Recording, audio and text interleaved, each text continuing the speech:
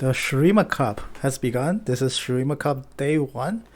But instead of casting tryhard Tier 1 clashes, we're casting Tier 4. And that's because Tier 4 clashes are infinitely more entertaining. Also, I believe, just the way the tiering works, I do have reason to believe that significantly more players are in not Iron 4, but significantly more players are in Tier 4 for Clash as opposed to higher tiers. Because I've seen some weird teams make it to Tier 1. I've seen teams with mostly silvers and golds, but one of them is like Diamond 4 and bam, Tier 1. The criteria to get into Tier 1 is honestly not that high. But considering the average elo distribution, I'm inclined to believe a lot more of the player base is doing Tier 4 or Tier 3 clashes. I can probably also back this up just by going to the Clash tab, checking past winners, and you just see Tier 4s have a lot more winning teams than the other tiers. So I do believe when you're casting a Tier 4 clash like this, it's more so a majority here. A lot more players are going to be playing in this particular tier. So in the first game, all of these players are approximately high bronze to low silver, so that is approximately the skill level we're looking at. The other thing that we can't discount is the possibility of Smurfs. I know Smurfs are actually pretty rampant up in Tier 2, so I imagine they're a slightly bigger problem down here in Tier 4. I will actually be surprised if none of these 8 teams in this tournament bracket contains Smurfs. I know you have to do like SMS verification, but I don't think that's ever stopped the Smurfs. People will do whatever it takes to have a slight sense of victory because Smurfs are bad people. Alright, 40 seconds away, we are going to get into Game 1 of Shurima Cup. I can't quite say what I'm looking for here. I'm so used to casting Tier 2 and Tier 1 clashes that I have never even casted Tier 3. And this is Tier 4, so it's in terms of overall skill level, it is quite a bit lower than what we usually expect to see out of Clash games, but it will promise to be entertaining. I promise it will be fun. Okay, so 10 seconds out. Let's get into Game 1. I don't even know these team names. I don't even know what to title this cast, but we're here for the long haul. I'm prepared to just trap down for the next 3 or 4 hours just to cast a few games. So let's get on with it. Game 1. We are going to be following the perspective of Team... Is that Mer Nation? Ah, Gamer Nation. Okay. The team tag gay was the team name Mer Nation. So that's Gamer Nation. Going up against the Buddies. Unfortunately, I think that even though I am not monetized on YouTube, I can't quite post the words gay clash into the video title. So I will find a way around that. It is somehow a lot more BM than saying something like EZW Clash. But this is going to be the GAY Clash. We'll get into Game 1 here shortly. Hopefully people here have fast PCs. The other thing is that casual players probably have potato PCs. They load leaks slower on average than other people, which is surprisingly true. Every time I cast a lower tiered game compared to Plat or Diamond, the pre-game loading screen takes a long time to finish, way longer than I'm used to. That being said, we are at 100%. Hopefully no one DCs or anything like that. These are things you don't worry about at Plat Plus, like, oh, no one's gonna AFK or something. I think one of the most shocking things I've ever seen was back in like Season 1 when I watched, and this was back when like own TV was a thing. I watched a guy who was literally 500 elo streaming his games, and aside from being flamed all game, I'm surprised how many people are just open to like casually AFKing for a minute or two. But I'm sure this is Clash. Players here all try their best regardless of skill level, and we'll get some nice games. So let's get into it. Game 1, Gay versus TBS. And of course, we are rooting for the main characters of this clash, which is Team Gamer Nation. And we'll see how far they can make it. Anywhere between 1st to 8th is possible. And speaking of, here comes an early invade. 3-man coming in first, leaving their tail way behind. Vayne is still on the fountain. Also, because of these opening items, I have no idea who's what. So Galio is probably mid, but he opens up his tier. And that's gonna be a Nasus top. Morgana's jungle. Malphite top, Victor mid. Support Leona. That seems about right. Okay, so that seems like the matchup. I am a little bit thrown off by 1 jungle Morgana and 2 tier start Galio. Not standard things that you expect to see, but one thing that we are seeing, however, is Lethality Sivir. She's opened up tier and she's taken Dark Harvest. So we're gonna have Lethality Sivir ADC, which is quite promising. It is a very strong build. Nasus going to hover over. What's he gonna do? He plants a second ward down, even though the first one in the brush perfectly covers the buff already. Blue team responds in kind, so somehow both junglers have full knowledge of where their opponent is starting. Will they attempt a vertical here? It doesn't seem like it. They'll just go about their business usually. Meanwhile, mid lane, Galio starts up a taunt. He's gonna catch onto the Victor already. With your melee, you can't afford to do a trade like that. The base damage on the W is just not high enough. Victor returns in kind. He actually wins that trade. Meanwhile, top lane, Nasus is just casually stacking up. Actually, hold up a second. I actually have this Nasus' profile. So he is in Silver 4. And he has a 62% win rate with Nasus in ranked, having played 53 games. That is quite a few Nasus games, and with a really good win rate. So a very promising Nasus player here in this tournament.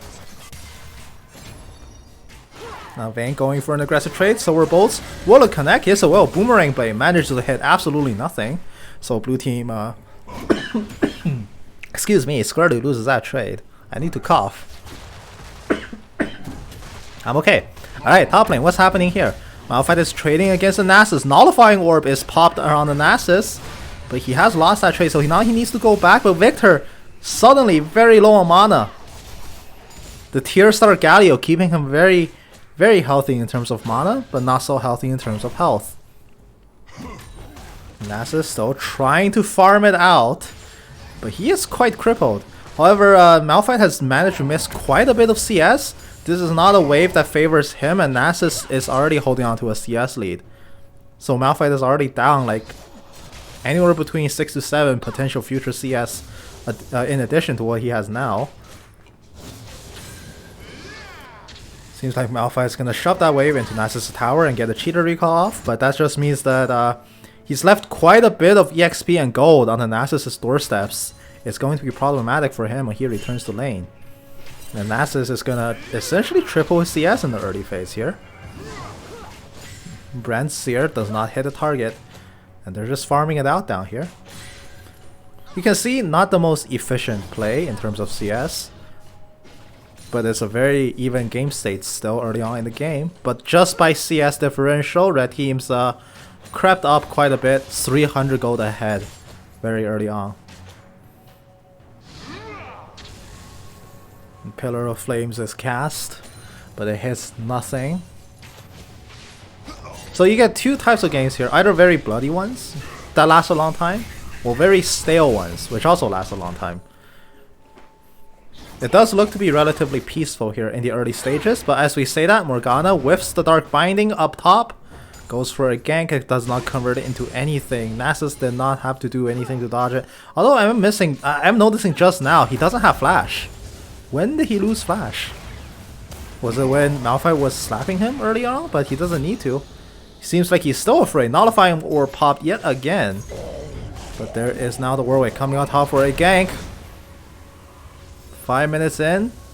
The Malphite is about to get ganked. Warwick's gonna flash forward. That's going to cause the Malphite to flash as well. But Nasus, no flash of his own and didn't take gold, so he cannot. Meanwhile, mid lane, there's gonna be a taunt onto the Victor. But he's under tower. Galio takes a few shots in return. The Pillar of Flames poke lands in the bottom lane as well. Nothing bad happens. Leona gets lit on fire. Bot lane is still very even. Mid lane is decently even. Top lane is quite behind. Nasus has farmed up a storm. compared to everyone else in the game.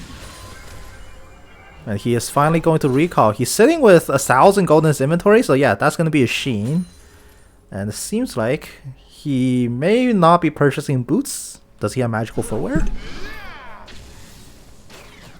Oh no, he's waiting for a ruby crystal. Does he have magical footwear? Oh, hold on. Let's check. He doesn't. Okay, so he just didn't opt to buy boots. He went for a ruby crystal instead. I would prefer boots plus a pink in this situation as opposed to a ruby crystal. But it will work anyway. The Malphite gets some free time to farm. Now if Malphite wants to play the wave nice, he should freeze, but unfortunately now that I look top, that's not freezable. That's just going to be shoved in. Meanwhile, bot lane, there's going to be a connect here. CC lays down, and Vayne doesn't even try to run. First blood goes over to the Morgana jungle. Blue team puts themselves on the board. In a surprisingly disciplined game. Oh no, Malphite's going for it! Nasus is not level 6. He needs to kill this wave for level 6, but oh. Malphite tanks a few tower shots. That's it though. He denies the cannon stack. Nasus gets the money, but not the stack. And that's going to be level 6 for the Nasus. Now he's a lot harder to kill. And Malphite needs to respect that. Not like he has he doesn't have unstoppable charge anyway, so. But this isn't quite favoring the Malphite. Nasus loves nothing more than for the enemy laner to just deliver free food under his tower, because he has very good capabilities to farm under tower. And in a position like this, Malphite can't threaten tower and he can't threaten the push. So he's essentially just acting as the Nasus who Uber eats. Nasus is just going to quietly farm up more and more money.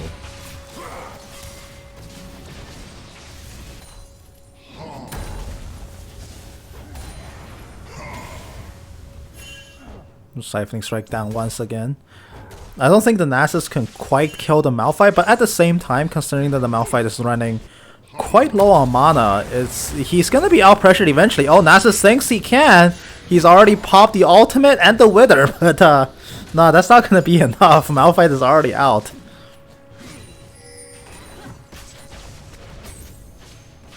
Galio trying for a very brave Justice Punch. He is trying to eat more tower shots with his positioning. But aside from that one early game kill, nothing's happened. And unfortunately, Sivir bought the wrong first item. You do not first item Warhammer as the Lethality Sivir. You first item Dirk, almost always. Excuse me, I am just on a coughing fit today. Now 8 minutes in. Still a very quiet game. In fact, not even a single dragon has gone down. Herald's not dead, Dragon's not dead. Very few plays have been taken too.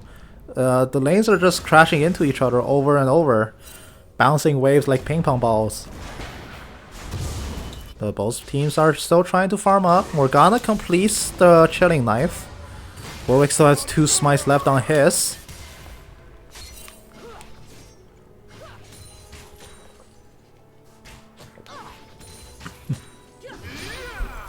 Pillar of Flames goes down and nothing really happens. There's a binding out bot. But these are very inefficient ganks from both sides. Morgana's ganks, aside from that one first blood, hasn't necessarily converted into anything useful in terms of map pressure. And Warwick's ganks are lacking in the fact that he just hasn't really ganked. Except for that one time up top. And he's been out heavily out CS here by the Morgana.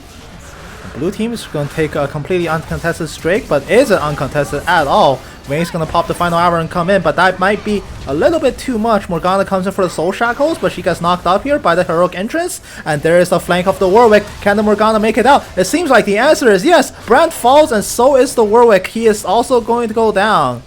Now, Chaos Storm is still running. Bot lane is sent on the run. Galio's running with Vayne in the buddy system. Red team not only lose Dragon, but they also lose 2 bodies on top of that. That's a very net positive play here for blue team. And I take it back. That one gank that didn't actually do anything actually made blue team just randomly start Dragon, and it works. A fortuitous outcome from a most unlikely gank. And that's going to catapult blue team into a sizable gold lead here. Now we will have to see who holds the majority of that gold. So Malphite has more or less caught up with the Nasus. He just needs to spend the money he's got. He's only 200 behind, which is honestly not a big deal. Morgana is heavily ahead, and mid lane is heavily ahead. Bot lane is slightly ahead here for blue team. Seems like a winning situation, but the Morgana, the Dark Binding completely whiffs, and Nasus pops the Fury of the Sands. He is angry? No, he is scared. He's actually just running away with the ultimate running. What a coward. Drooks another Dark Binding. Morgana has hit 1 this whole game, but it doesn't even matter. Unfortunately, the Malphite thinks he's bulletproof. He is not. Morgana is also thinking that he is bulletproof. He is not. They need to get out of that tower. They will not survive it. And in the gank that they should have called off as soon as the flash was blown, Malphite overdives and tanks 2 tower shots for no reason. The Warwick, oh, it completely whiffs the mark. And they're eating tower shots like breakfast. He got caught in the gravity well. The binding lands from max range. And that's gonna be a dead puppy unless, no, blue team's just not gonna kill him. Oh no, there it is. ATM pressure falls to the Victor. He picks up a second kill. So in that entire extended gank top, Victor now has to reset and slowly walk back into lane. What has the Galio done? And the answer is absolutely nothing. Not even any place taken in the interim. Not a good turn of events here for him at all. Now the score is 4-1. The 1 is because Malphite dove. Malphite's gonna cover mid. He shouldn't. Nasus is going to take plates if he's not back out there soon. Victor's already on his way back to lane. He can handle that just fine by himself. The boomerang blades are coming out. Sivir is rushing Duskblade. Not the best item pathing, but it will work nonetheless if she can get going.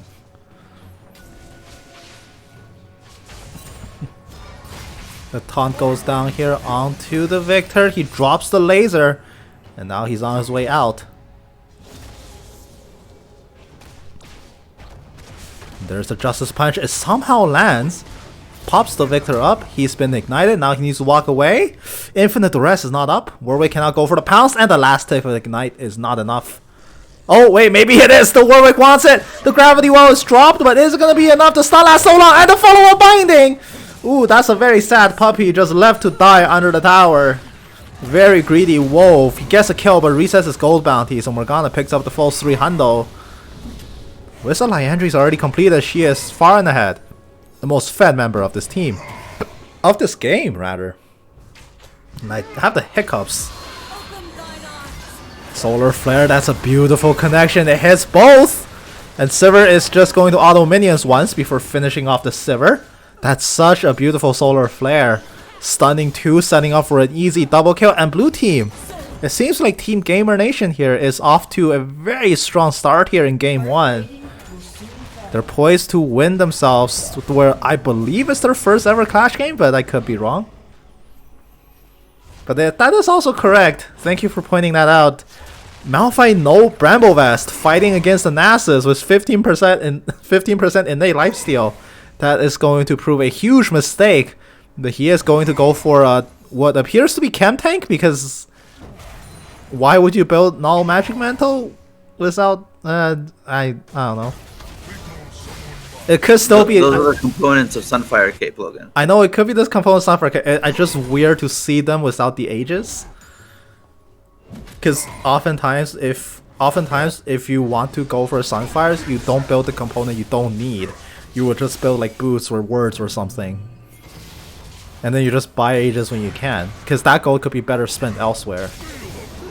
But if you're building like Chem Tank, you want to hold components, sure. It's just weird to see those components. Because yeah, that money is better spent on Bramble as opposed to holding Null Magic, which doesn't do anything against the Nasus. It could still be Sunfires, it's just inefficient build path.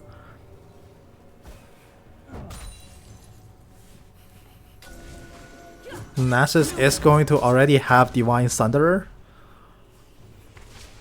So far in this game, 3 players have their mythic completed. 2 heavy hitters here on blue team, matched up by 1 Divine Thunderer, which I refuse to believe is a good item. Warwick is going to try for a gank top, but with so much armor here on the Malphite innately, he's gonna find it hard to scratch through.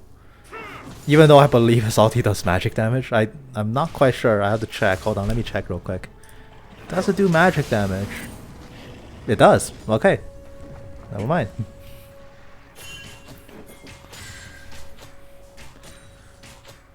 CS is looking pretty good here for the bottom lane. Unfortunately, Vayne has died twice. The boomerang not hitting as hard as you'd like to be at this stage in the game, mostly due to a lack of Monomute. But with Duskblade completed, there is some punch to the Sivir regardless, especially against Vayne and Brand, to high damage for very squishy laners. So the boomerang can start doing a huge number to them. Everfrost Galio, that does appear to be his build path, yes. Not what I expect out of Galio. But considering he started tier, he is going for more of a damage-based Galio, which I don't think has been a thing since like late season 9. Like there was a time when I think in season 10 you would do Galio with Rod of Ages into Proto Belt or something like that. I haven't seen that build a lot because Chem Tank is just so much better. Yeah, when his Q was OP. There was a time when he was first reworked. His Q just did like something stupid, like 60% max health damage, because of the way that the scalings worked on that skill. That was very swiftly patched out. But even then, Galio had some insane tornado damage.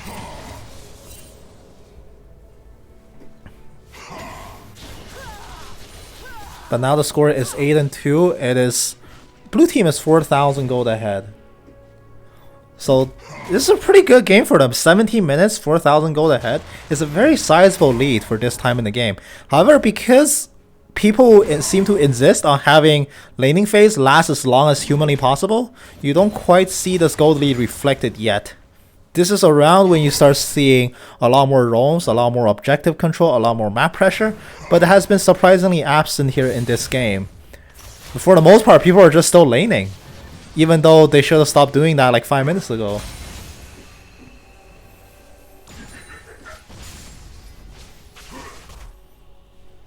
But still, assuming nothing terrible here happens to blue team, as soon as they arbitrarily decide to stop laning, then they could start flexing their massive team gold lead and start taking decisive fights. But it seems like red team just gonna help themselves to a significant amount of tower damage here at the bottom lane. Obviously, plate had fallen years ago, so they're not gonna get money out of this push, but it will leave the red tower relatively squishy. It is worth to note that 18 minutes in, nobody has even taken first turret. So getting that tower killed off is gonna be a pretty good gold lead. That's gonna be a very chunky Nasus. Can the CC hold him down? The answer appears to be no. Meanwhile, bot lane, here comes a heroic entrance. Red team summons Rift Herald and mid as well. That's going to be so much map pressure here. Can they at least kill one person? Yes, they can. That's going to be one kill bot, one kill top. Leona is dead here for blue team, but what is the trade kill back? Victor is very far behind. There's the on the hunt pop from the Sivir. She's trying to run him down, but that's going to be first tower going to the Warwick. And now the Sivir oversteps a little bit. Galio punches her back. Victor realizes the Sivir is still fighting and decides to turn around and just laser one creep for good measure. Meanwhile, mid lane, that's going to be a very screwed tower. It's so low. And Warwick does a completely unnecessary flash when he could just walk off a little bit. But still, overall, I would say considering how behind red team's individual members are getting that tower, it's actually a positive trade for them. And you can actually see that reflected on the gold. Red team actually pulled back about 1.5k gold off this whole series of exchanges because you took first tower, you got a kill back, you lost a few bodies, but they're not worth much anyway. But you got the tower down and you almost got the second. In fact, the third if you count the bot lane outer. So overall, that's actually a really good play here from the red team. They applied map pressure to all three places. Morgana was top and then had to transition mid. That's a good catch out onto the Leona. The solar flare, it lands a stun, but nobody can follow up on that. The dragon is now very precarious, but Morgana is still super fed. She's standing up front. What does she think she's doing right now? Oh, Everfrost will not connect onto the root. But red team feels emboldened. They got one cash, they're gonna start dragon. And without their support, it seems like blue team unanimously agrees to give it up. Nope, never mind. Of course they're not gonna give it up. They're coming back for it. Binding onto the Drake, which is very low threat. And there is the Morgana getting lit up and exhausted. Is the damage going to be enough? Flash Justice Punch over. Black Shield's already broken. Morgana has nothing to survive except for the Science, but it's going to place her right in the middle of all of red team. Can she make it out? Warwick is speeding in. The Howl will finish. He doesn't get the catch. He doesn't have the duress. He can't pin down the Morgana. Morgana doesn't drop that shutdown streak. They lose the Drake, but it could have gone so much worse. That's a very fast puppy. You're not going to catch him. Meanwhile, top lane, Nasus is still farming. The Malphite is realizing what the hell's happening on the other side of the map. Red team's turret has been destroyed. Real question is, why did Warwick chase Sivir instead of Morg? A lack of killer instinct? Afraid that Morgana might somehow kill him from no health to... There's the mentality of like, she's fed, let's never chase her. But it's Warwick, he will be fine. Especially because he saw Morgana blow everything to get away. She would certainly be completely helpless if he did choose to jump her.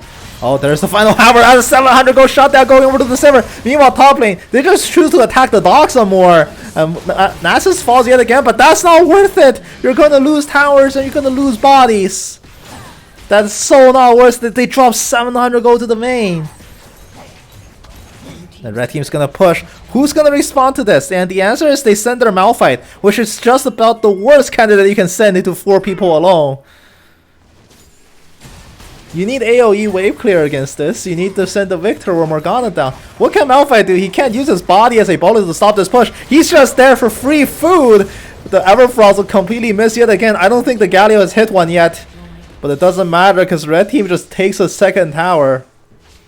This is very, very poor lane assignment. You need a wave clear to stop that siege, but you send your one guy who can't do it. Now red team will lose their first turret. No, the third turret. Sorry, excuse me. Everfrost connects onto the Nasus, but Vitter is very strong. Can he even make it back to his tower? No, he will opt to flash instead. Pretty unnecessary. He would have been fine with his gravity field, but that's beside the point. Nasus is going to get caught up. The Ferocious Howl has already worn off. He cannot get the peel. He's been controlled. He's been killed. And Sivir comes up from behind us. 2 bodies for nothing. Warwick is quite poor, and he has gone for the legendary 22.5 minute rush your mythic strat and has paid off in some weird way. He finally has Sunfire's West, and now the floodgates open. He's picked up Bramble West as well, despite the fact that the person killing him is the Morgana, so the items that he's building is literally useless against her. At the worst, build Merc Shreds, man. There's a Morgana and a Victor, and you picked what, that? Okay. I'm not quite sure what the play the Steel Cap is meant to defend against. It's their only AD threat is the Sivir, and that's really not worth all these items. You don't need Bramble and Steel Caps and Sunfires for one Sivir. Bramble into Lethality Sivir, that is questionable indeed, but Bramble or armor in general is good into Lethality. I just wouldn't do Bramble. There is a decent lack of healing here. You could apply a really strong version of Thornmail if you choose to finish Thornmail by howling or using duress, but this Warwick has way more problems than trying to be the engaged frontline. There's I could tell you like 10 items that are better than this Bramble Vest right now, and he hasn't chosen to build any of them. So with the very little gold that he already has himself, he's defending completely incorrectly against blue team here. Although it seems like red team in general are making more moves around the map. They've killed 5 towers to 3, which is frankly inexcusable because blue team is so ahead in this game. Sivir flashes a crying bee emote.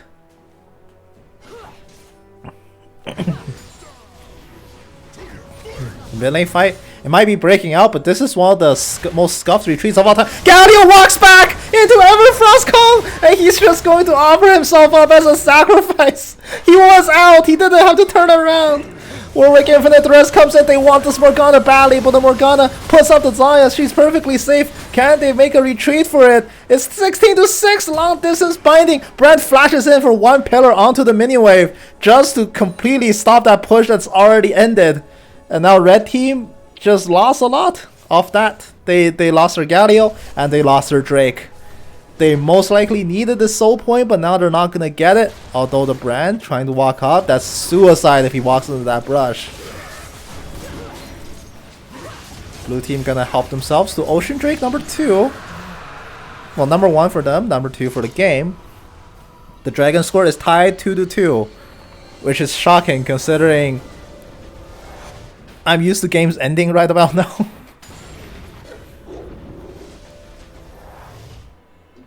Now Lethality Sivir, how's she doing? That is a Monomune still. At 26 minutes. That is a Monomune still. She started the game with Tier and is still not a Muramana 26 minutes in.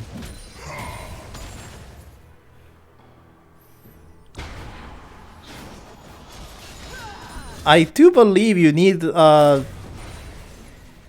yeah, soon. But that's exceptionally late for a Muramana. It doesn't matter because she is quite strong in this game so far. But damn, how's that not done yet? You started the game with Tier. Now let's check around for the builds. Now Nasus is building mostly correctly. He is working on what I hope is Force of Nature. Spirit of Visage into Merctrez against a mostly AP team, that makes sense. Warwick's build completely baffles me against this team. Vayne's gonna pop Final Hour, going for the Gosu outplay. He is not gonna do anything, just randomly dies here. And that's actually a shutdown. I was not aware that Vayne's actually picked up quite a few kills for herself. That's 500 gold over to the victor. But yes, against so many AP threats, the Warwick chooses to make himself completely paper. But Nasus doesn't seem like he gives a crap. He's coming in for the push. The Unstoppable Force is also committed. They want to stop the inhib kill. They do. That's a very special boy trying to for that push. That's never gonna work. Well, yeah, he wasn't gonna make it out anyway. But to just try to push the inhib like that is very strong. A very brave boy. But that was 18-6. And this game is quickly going down the drain here for Team TBS. Deadman on Nasus. That is Deadman on Nasus. It's just one Sivir. You don't need these items. Stop the Morgana. Stop the Victor. Not like everyone's fed, but like Morgana's the one that's denting you the hardest. Like she's gotta be. She's the one who got all these kills. She's the one who set all these plays up. You need to stop the Morgana above all else. Liandry's into Demonic is not a joke. If you just don't have sufficient MR, it will shred you. If you have sufficient MR, it still shreds you, but way slower. But you are paper against Liandry Demonic. It will kill you in one rotation.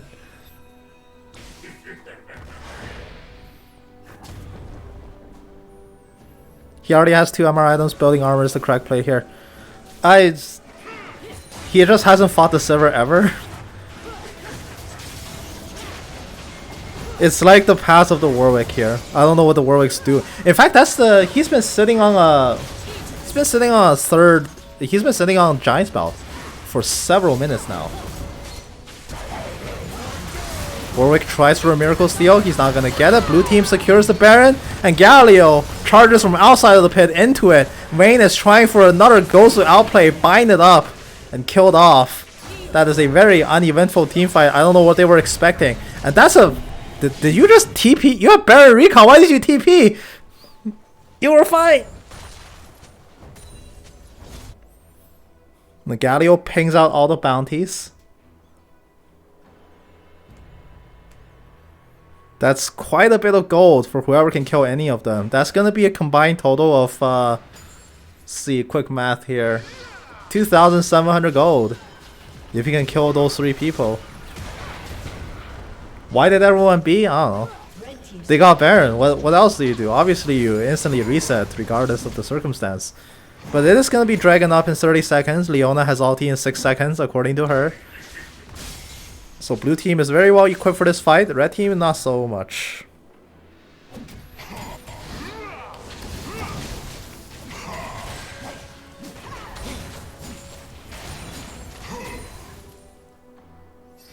Warwick's still poor. Warwick is still poor. Warwick has been sitting on those items for as long as I can remember, since he was a child, really. His inventory hasn't changed in the past 5 minutes, which is a miracle. In fact, how much money is he sitting on? That's a lot of money. Wait, hold on. Didn't he literally die at Baron? How come he hasn't shopped? Anyway, blue team takes the dragon, and Warwick has to try to run away, but Malphite flashes behind him. But even though he can't really cut off an escape, Warwick just dies again. Is the Warwick gonna spend his money? Yes? No? You're literally dead. Shopping is the only thing you can do. Spend your money. There it is. Okay, you sell 1200. Yes, buy that. Good. The first good item you bought this game. Now Vayne's just gonna die to a very hand-fisted backdoor on mid. They do kill the inhibitor, but at a great cost, because blue team seems poised to end the game or something. If they overstep, they're dead. So Nasus knows this. He's just gonna fall back and start farming up. He's 1-4. He's a far cry from the very impressive win rate he's put up in the Clash scouting screen. We did expect him to be the carry threat of this game, and unfortunately he's just not shown it. He has to up quite a bit of CS, but what are stacks if he cannot find people to bonk? Galio going for the Justice Punch with a 3-man taunt. It is a pretty good start, except for the part that red team just has no combat power whatsoever. Malphite burns down, and blue team just fall on tower diving. They all try to scatter to dodge a Brand AoE, but somehow manage to take maximum AoE anyway. Triple kill goes over to the Morgana, but then instantly shot down here by the Vayne. She's picked up 1,000 gold. The Blade of the Rune King's coming down. She wants the kills, but it's not gonna happen. Okay, you aced them. You should turn around and end the game. There are no threats that can possibly kill you. Please, yes, come back here and hit the towers. End the game.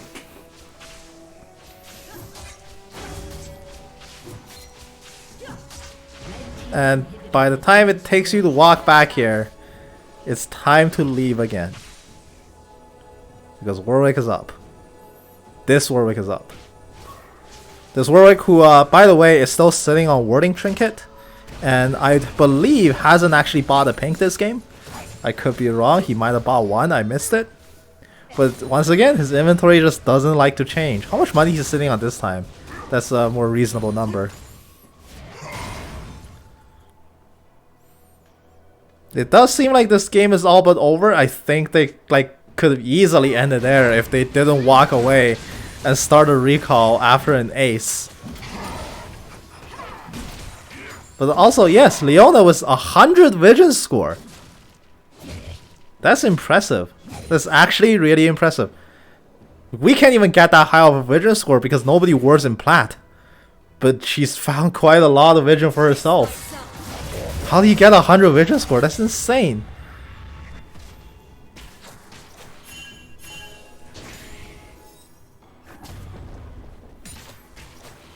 The vision control is pretty stellar here. Let's take a look at the vision. Yeah, like well, obviously blue team is winning, but they do see a lot more into their jungle. And I will be happy to report that at least in game 1 there are no Smurfs. I am still anticipating some random scumbag Smurf team to come in and ruin this tournament bracket, but at least in game 1 it does seem like these players are in their respective skill levels. Galio's going in for a defensive heroic entrance, but not gonna get anything. Although blue team are actually slowly losing this fight because this Warwick, and not this Warwick, the Nasus rather, is pretty hard to kill. But Vayne just dies to a boomerang in the back, and there's a Malphite flank in the back. What can he do though? Nasus kills off the Leona, but it took him 10 trillion years to do so, and that's gonna be a Nasus dead as well. Galio turns for the hills. TP coming in. Victor wants to end the game. Galio is no, he's not ending the game. Why would you end the game? There's a kill here. Obviously, you don't hit the towers. Oh boy. Oh no, the black shield is there. Vayne died to one Morgana Q and one Silver Q. Yep. That's Vayne for ya. And GG is called. Game 1 is over. Team Gay wins game 1. And I need to stop saying that out loud. Why did you choose this as your team tag? And we're gonna head into game number 2 after a brief pause. Brief intermission. 2 words. Jungle diff. Jungle diff. What's the team tag, asked Mandy? It is gay, G-A-Y. Which makes it troubling for me because I need to post this to YouTube and I can't really say gay clash in the video title. That seems like it will get me in some trouble. Gay means happy. Oh, no. Their team tag is gay and their name is Mer Nation. So you're supposed to say like Gamer Nation. So, yeah. Gay isn't really a bad word, but YouTube still filters it, I think.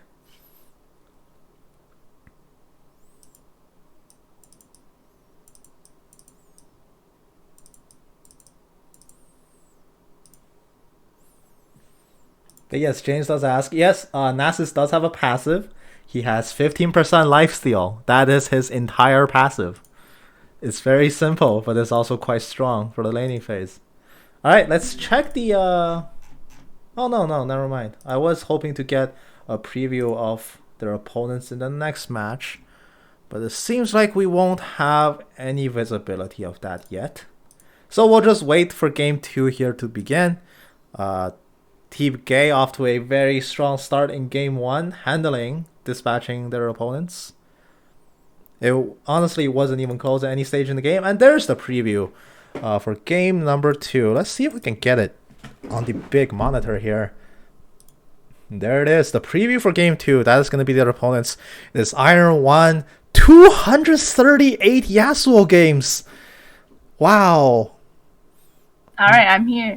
Oh, hello. Welcome to the cast. Can't imagine who they're gonna ban. 238 I better see Yasuo ban. What is wrong with They'll be trolling if they don't ban Yasuo. My god. That's a Nico spammer as well, of course. But actually Iron 1, Silver 3, this team is quite a lot higher ranked than their game 1 opponents. Their game 1 was Bronze and 1 Silver. So this is quite a bit higher. Although they do have what seems to be an Iron 1 jungler that likes to play assassins. Alright, so with that preview out of the way, we will wait for their draft. I better see a Yasuo ban. I better see possibly a Nico ban. Possibly a Nico ban. It will be smart to... I actually don't know who their AD carry is. Like, there's an MF Gym player, but there's also like Cho'Gath and Jax games on there. I still think it's gonna be either MF or Jin. I think that's a safe bet. Honestly, they should be checking the match tab instead of their preview tab, just to see what their past few Clash games look like. Send us the match tab. Yeah, please. Well, we do know that there is a certified Yasuo one trick over there who is Silver 3. So he might be the stereotypical guy you have on your solo queue team.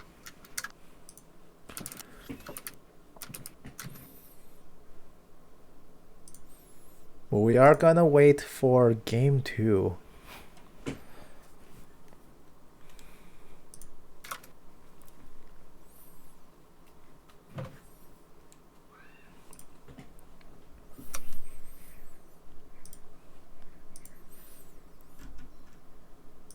I wish I can. Actually, I can look them up. Let's just look. Let's look them up. Yeah, let's look this guy up while we wait. Who cares? Cheesy Legends. Wait, no, that's Legends with a Z, isn't it? Yep. Ugh. Alright, what is patch history like? Ooh! 16-2. I think they should look into that and ban Akali. That is juicy. That's a strong Akali. Okay, so MF for sure, but that's to be expected. That's a tank Malphite, like an actual tank. Well, Sunfire's into demonic. Tank Malphite. Maokai, sorry. The Viego didn't really do much. He somehow ended the game with only 3 items. Very clean inventory. But it seems like this was a stomp. How long did this game last? It lasted 25 minutes. 25 and a half minutes. So that was a lot faster than what Team Gay did, because it took them like 30 plus minutes to win that. Even though it was a similar stomp, honestly. Look at this gold graph. Although they were behind at some points, but then it was just all the way up. My god. Although interestingly, it seems like when you go to building kills, these two inner towers are still alive. They just push down mid and won. Wait, when did this tower fall? 20.5 minutes this tower falls, and then this tower falls right after, and this a minute later. They just did one It was a push. conveyor belt. It was a conveyor belt. They just did one push and lost. Yeah, that's basically what Oh happened. my goodness. Yeah, so like one push these towers, and then like 4 minutes later, bam, bam, bam, the game's over. They just actually did the ARAM, according to that graph. That's incredible. Ban Akali. Ban Akali, ban Yasuo, I'm sure. Yasuo. And ban Yon. Yeah, these are very problematic champions at all elos. Just take those out. Wait, I'll see the rest of the team. Yes, the rest of the team, you're correct. Let's look at this bloody Nate guy. Who cares? He's the Iron 1 player, so let's see I how... don't know, but we didn't look at his. Oh, he plays some really high skill cap champions, you know? Oh yeah, Lee Sin. Is that Lee Sin mid? Oh, there's the It's- Gwen jungle. No, There's it's the jungle. Gwen jungle. No, there's Gwen jungle. He Wow, actually there's won. the Gwen jungle. He did something I never could with Gwen, win the game. Mo's death. Yeah, most definitely. No, I was gonna be like, Mo, there's the Gwen jungle. Well, he did do something with Gwen that I can never do, win. Sad.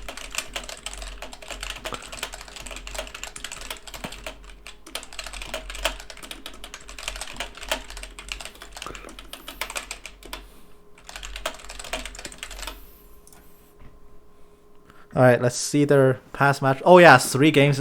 Wow, 4 games of MF. 4 MF games.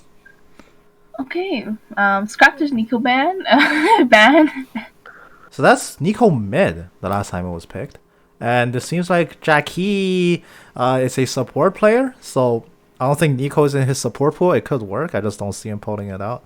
When he's supporting, he defaults to e-girl champs. Lux, Yumi, Seraphine. Best choice, I think. First ban Yasuo, and Akali, probably MF. Yeah. And then if they didn't pick Yone, ban Yone. Yes, you should hop over to Jace's server and help them draft. I will. I don't know which server they're in, so Hold I on, cannot help them. offering draft coaching services. There, I advertised you. A lot of things. Oh, they're already in Champ Select. Oh, they are in Champ Select. Alright, we will be getting into Game 2 shortly. Actually, not shortly. Champ Select takes like 10 minutes, but we'll see. Though, I imagine Yone has to be taken out because that's before the Akali games. 3 games in a row of Yone. Although, one of those is a defeat, so he is mortal. He can be defeated. Yo, play reroll Vayne. Do it. Is that Eddie creating a ranked game? What? No.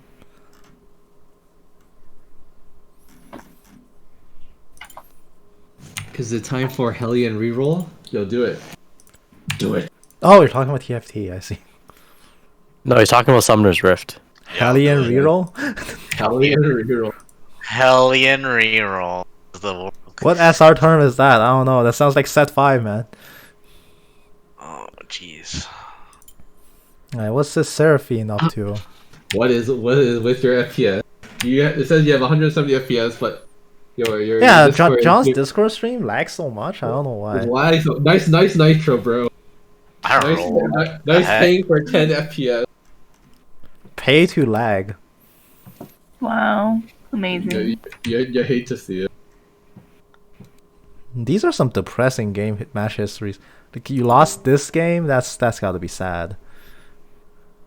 Oh made no, him never leave. mind. ADC wait, Eclipse, really? Lethality versus Eclipse, interesting. Oh man, these are not good games. But they did win their first Clash game, so it's got to be worth something. All right, what's this Maokai steal? I'm interested. Strike again.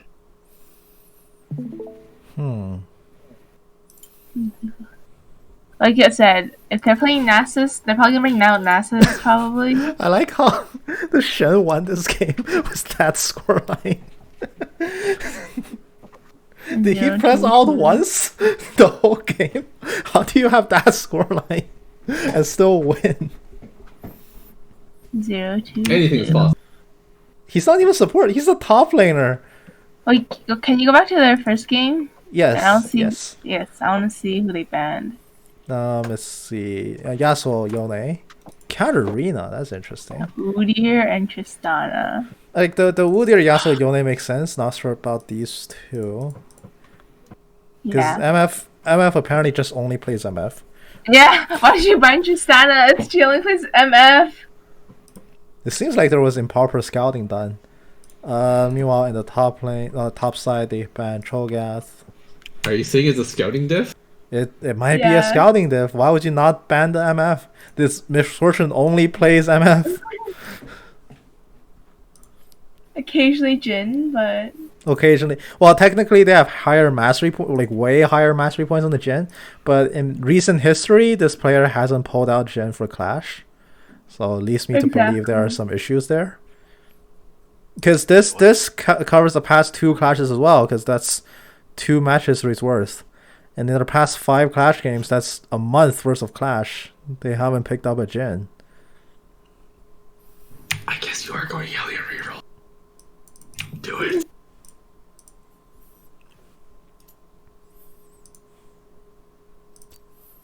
he asked what items should I go. What items do I? Like, what do you want to go for? Are you going for Hellion reroll? You don't have to. I have to. This is Okay, it. if you go Hellion reroll, you can definitely. Okay, there's where the bans. Again was a Tristana ban. You can. Gwynsu Morello here for sure. Mitsu Morello? No, Okay. what the fuck? Are you Gwynsu's sure? really good on Hellions because they give a lot of attack speed already. Yeah, Gwynsu's is fine. Don't make Morellos right now. What the? You don't even have. You can't even make Gwynsu Morellos at the same time. Hello. Yeah, you can. Oh wait, that's it.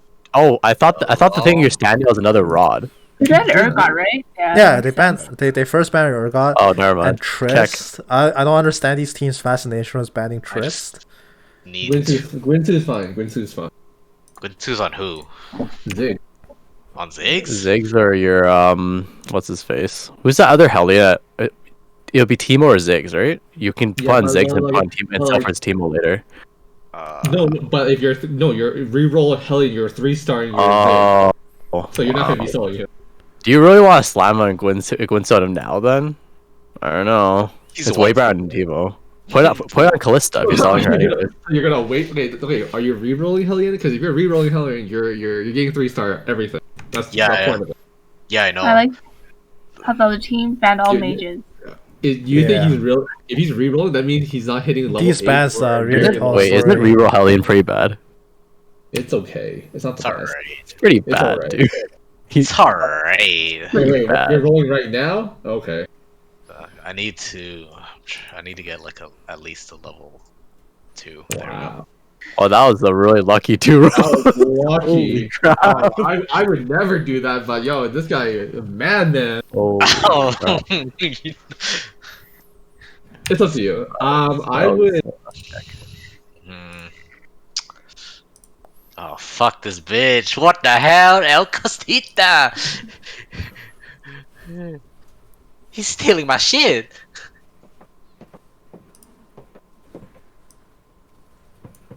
And he's level 5. Oh my god! this Come is- Oh, because he leveled and you rolled, so motherfucker! Well, yeah. Motherfucker! How dare he? God damn! I don't even have a cannon either. I mean, even if you had the cannon, you can't even fit that in yet. Yeah, I know, but fuck. Hmm. why are you holding Callistas, by the way? I would sell that for 20. I'll sell it for. You can also pre here. I'll sell it for 20. Let's. I don't know. Hellion suck, dude. Yeah. Or Hellion reroll sucks. Hellion kind of. Dragonic is kind of too. I'll tell you the most broken skirmisher Jack. Skirmisher Jacks. Oh, Wait, have you alright. tried? Have Everyone you shut up, tried? playing What's game. it? What's it called? Everyone shut up, we're in game. We're hopping back to the cast. All right. Here, we'll go to the other call. Alright, let's go. Alright, I better not see Akali or Yasuo or Yone. Let's see. It is none of them. Syndra. Okay. That could Oh, work. they banned off. Yeah, they banned off MF. See, I Alright, told you that they was were a bringing ban out out. Jhin. So if there's one piece of advice I can give Team Gay from game 1 is to tighten up their macro. With the lead they had that game, there's really no reason that they should have dropped that inhibitor. There were 2 points in that game where red team, despite how behind they were just able to force something on all 3 lanes. And blue team's response to that was frankly a little bit lacking, causing them to fall behind in towers despite having a monumental lead. It was a super extended laning phase overall though. That game lasted quite a long time. 18 minutes in, players were still laning as if nothing happened, even though they were just no longer getting value out of slowly poking down towers. Alright, 2 minutes out, we will head into game number 2. They brought Kled. Yes, interestingly. James has been learning Kled quite a bit. He asked me for a few Kled pointers, to which I just told him I don't play Kled. And just run them over. That's Yes. what he said. The only thing I told him was like, That's my tip. 1, I don't play Kled, so I can't teach you, and 2, just never stop fighting. Yeah, Kled is a very brawl. Yes, if you ever stop fighting, you just die. And He is see, up they against picked up yeah. Tristana. He's up against Shen, which is traditionally a very good lane for Kled. Shen just does not do enough damage to Kled before he can get his remount off, and if you just keep poking him, you will win that fight. Poking as in like stabbing him with your spear, not like doing minor trades here and there. So this lane is Kled favored by It is. quite a big margin, I will say. But we'll see if they can actually translate this. Although it does, for James to default to Kled, it does tell me that perhaps he may have been banned out.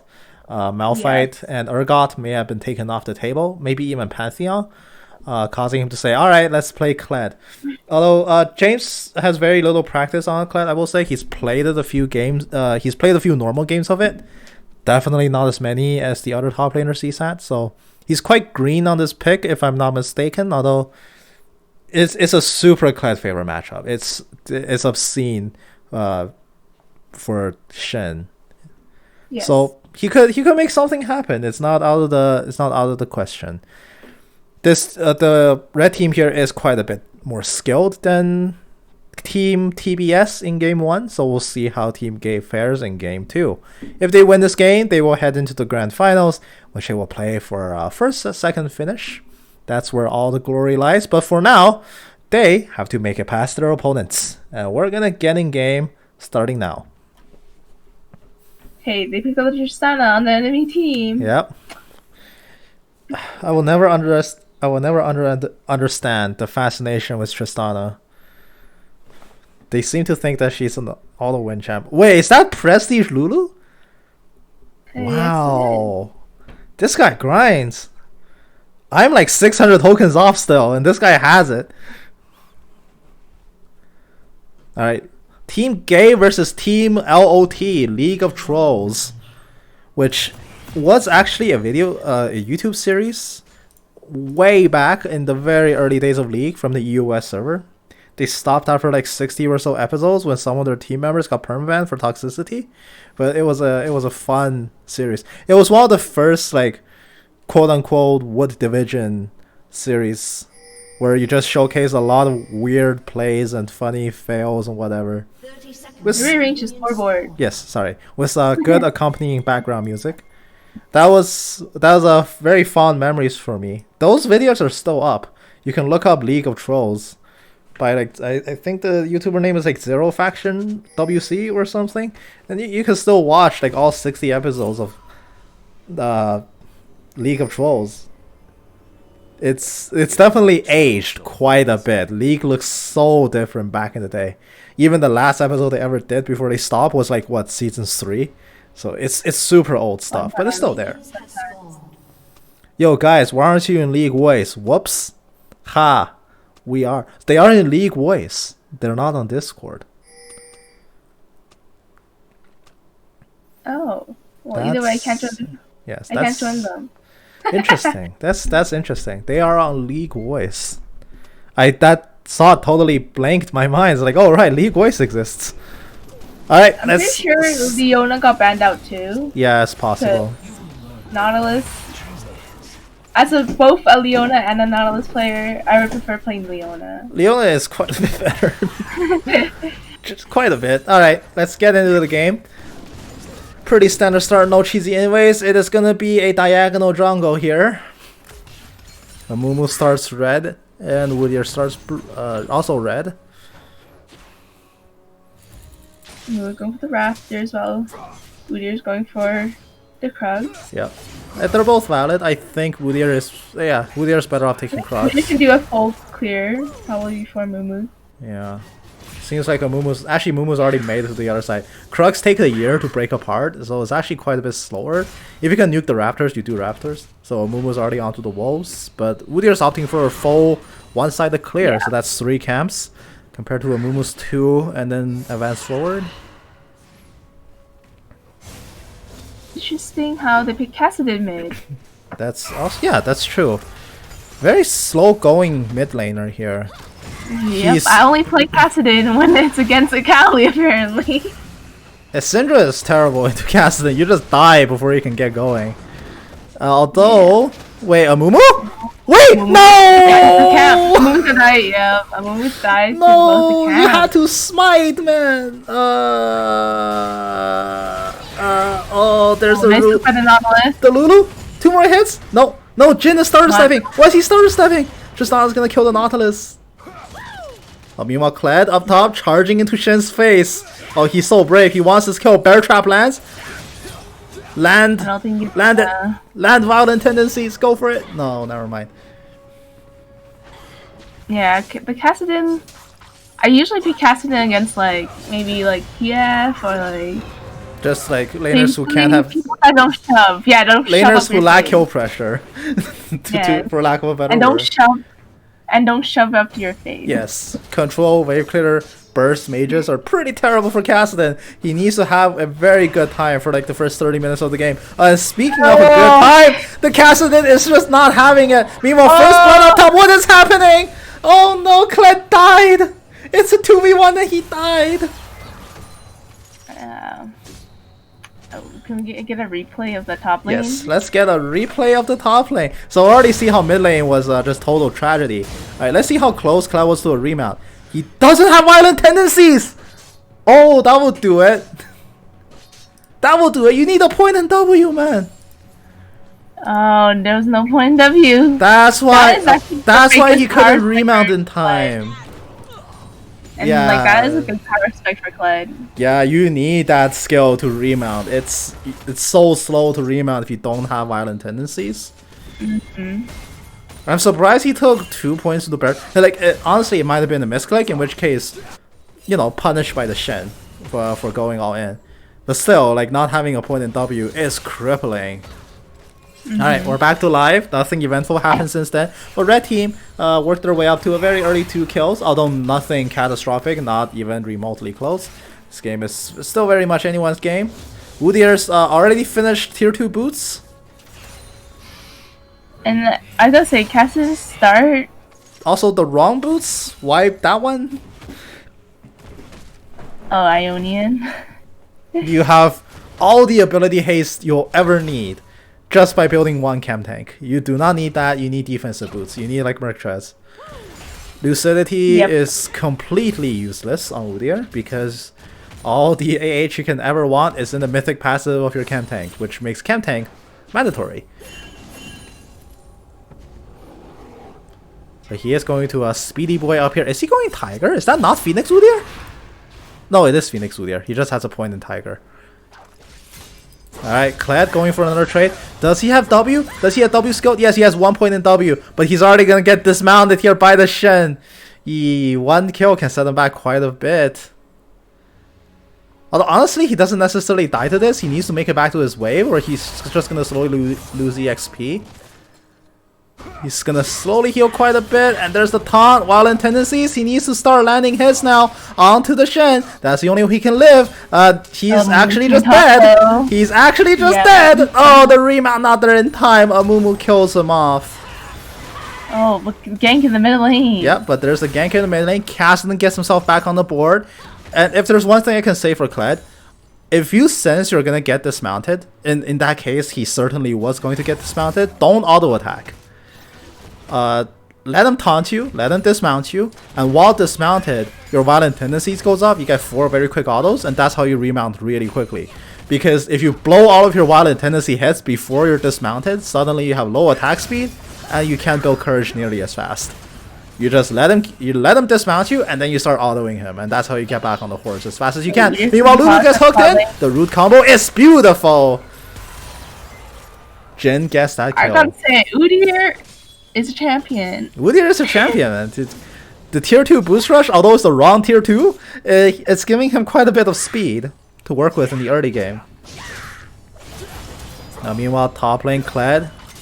He lands a bear trap, but it's not gonna snag it. He jumps back in.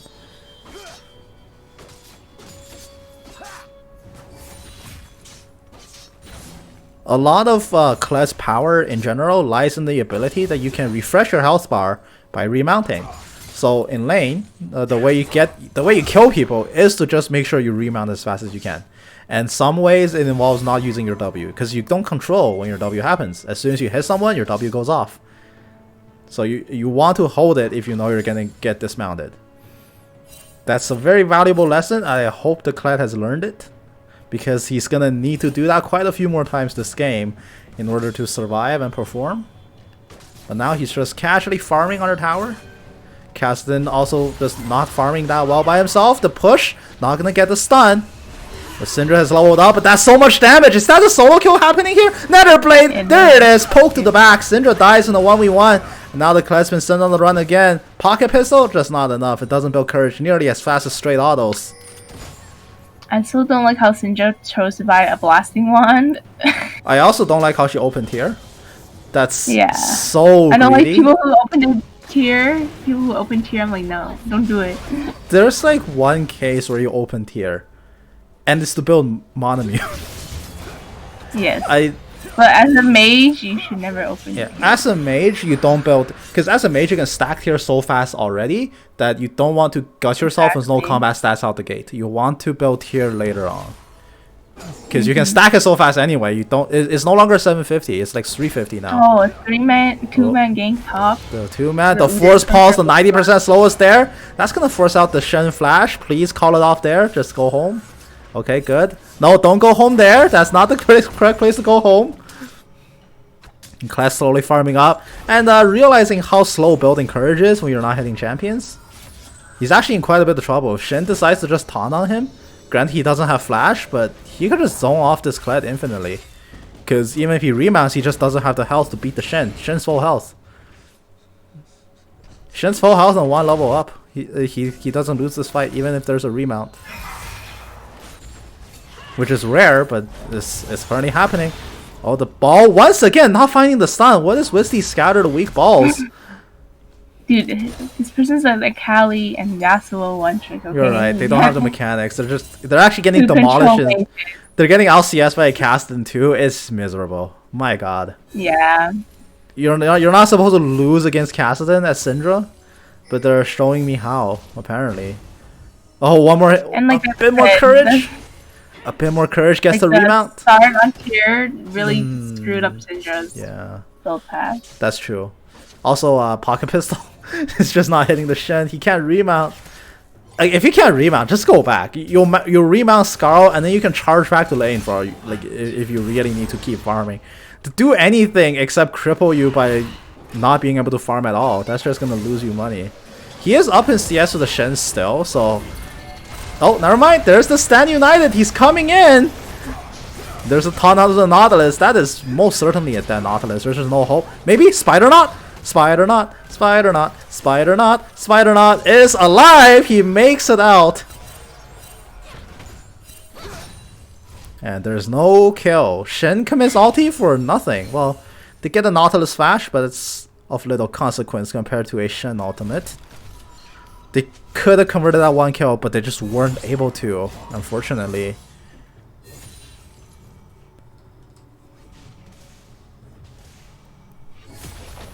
Alright, Kassadin helping himself to a plate. He's pretty rich now. Syndra finally has lost last chapter. Yep. Now she can lane like a normal person. Oh, She's gonna put it to good use. There it is. Is that gonna be the all-in? No, there's a Rift Walk back. Oh my god, that's so much damage. Wait, he's dead to Ignite though? No, never mind. He's not. He's fine. No. He's just fine. Syndra's dead again. Oh my god, shut it off. Shut it all off. What is the Syndra doing? Maybe they really should stick to playing assassins.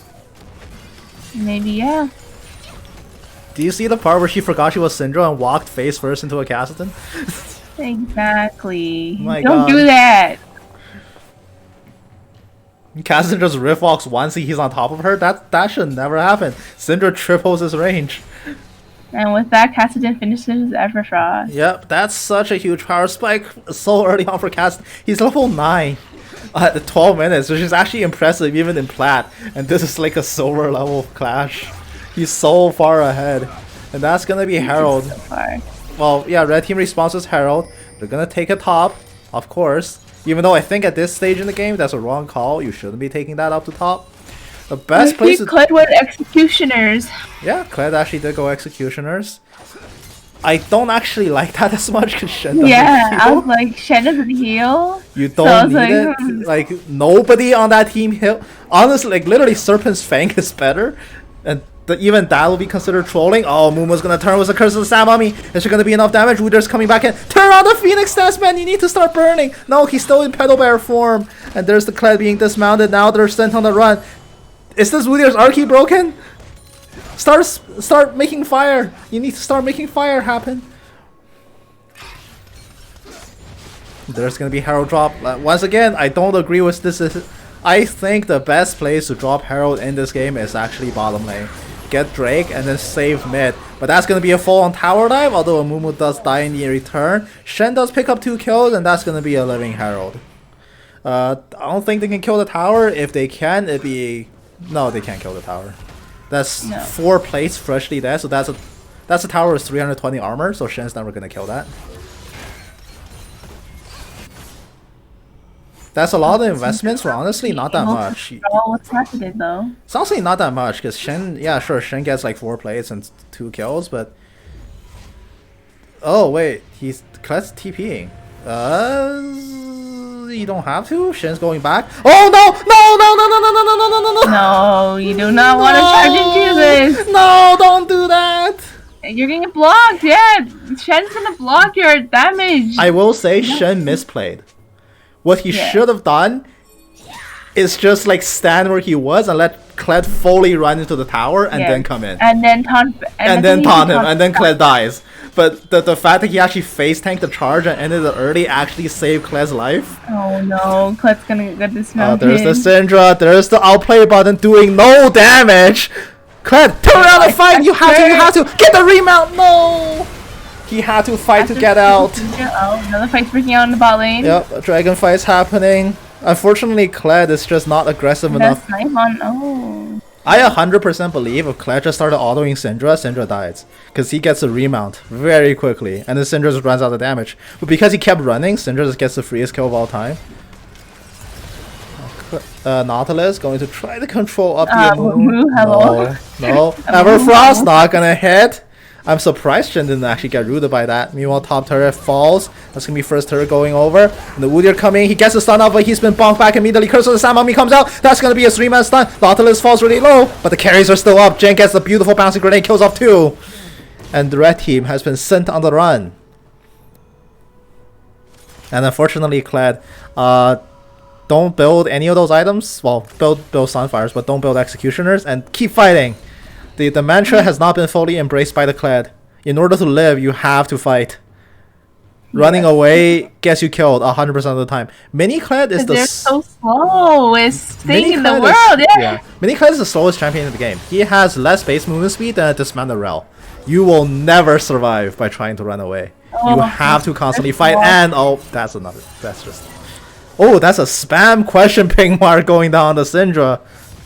That's spicy stuff right there. Cassidy is getting up there, man. 10 stacks?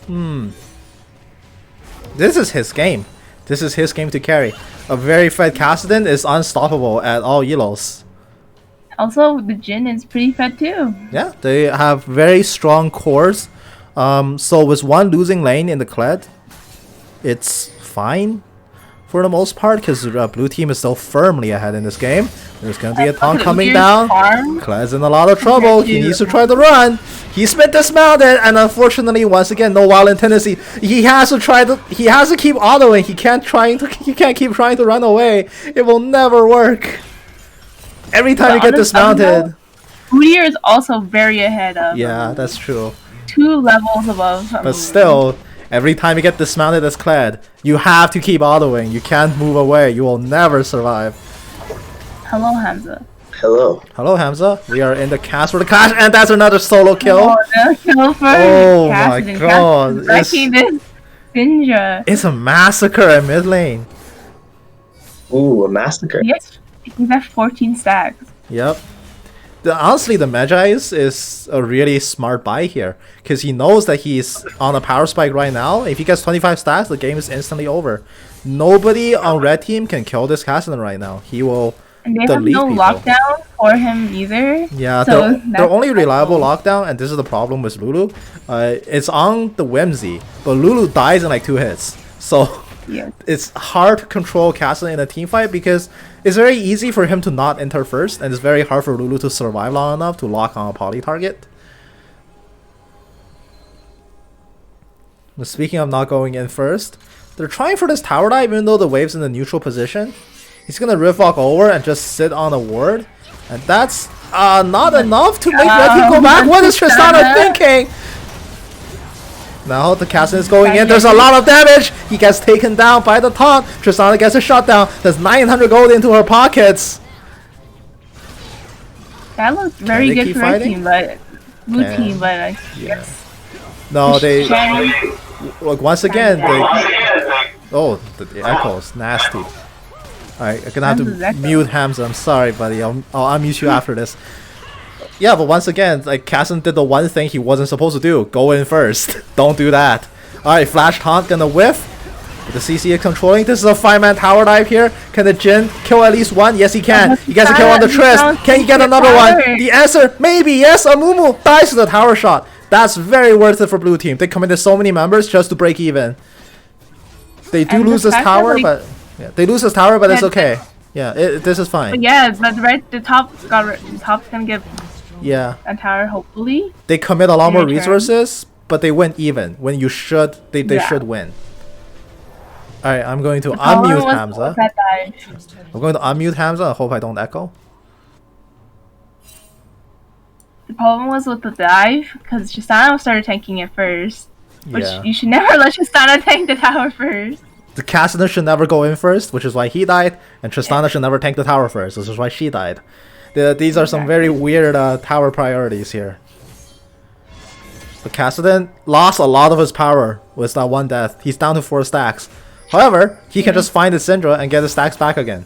So now it's actually in his best interest to not be seen on the map and to pick off any weirdly placed members, weak members. Syndra is a free stack, Lulu is a free stack, even Triss is a free stack. He stacks up enough charges of Riftwalk. Blue team will take the Cloud Drake. Can they force something? Oh, they're gonna try to with the Kled charge, and the Syndra seems like will be sacrificed to the lamps unless nope. The entire blue team turns around and leaves Kled to 1v1. But meanwhile, this fight is breaking out here. Can they make anything happen? The polymorph, it goes out onto the Nautilus. That's a weird target. That's a double take for that. Udyr is very low. Tristana needs to finish it. She rocket jumps in. Buster shots away the Nautilus. That's not going to be enough. The Syndra Ball also not going to find the mark. The Udyr has been killed off. And there is the rest of the damage coming out. Jin gets the counter kill. Somewhere in this fight, Cassidy died. I don't know how. Yep, the remount is there. Yes. Penta kill goes to the Jin. He survives and he gets the pentakill. They all chat an emoji. Sunglasses with a tear, triumphant tear, and a smiley face. That's a very weird emoji.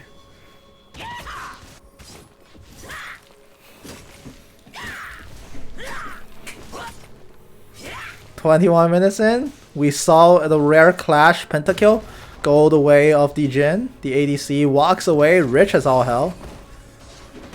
And he is going to immediately transition that gold into...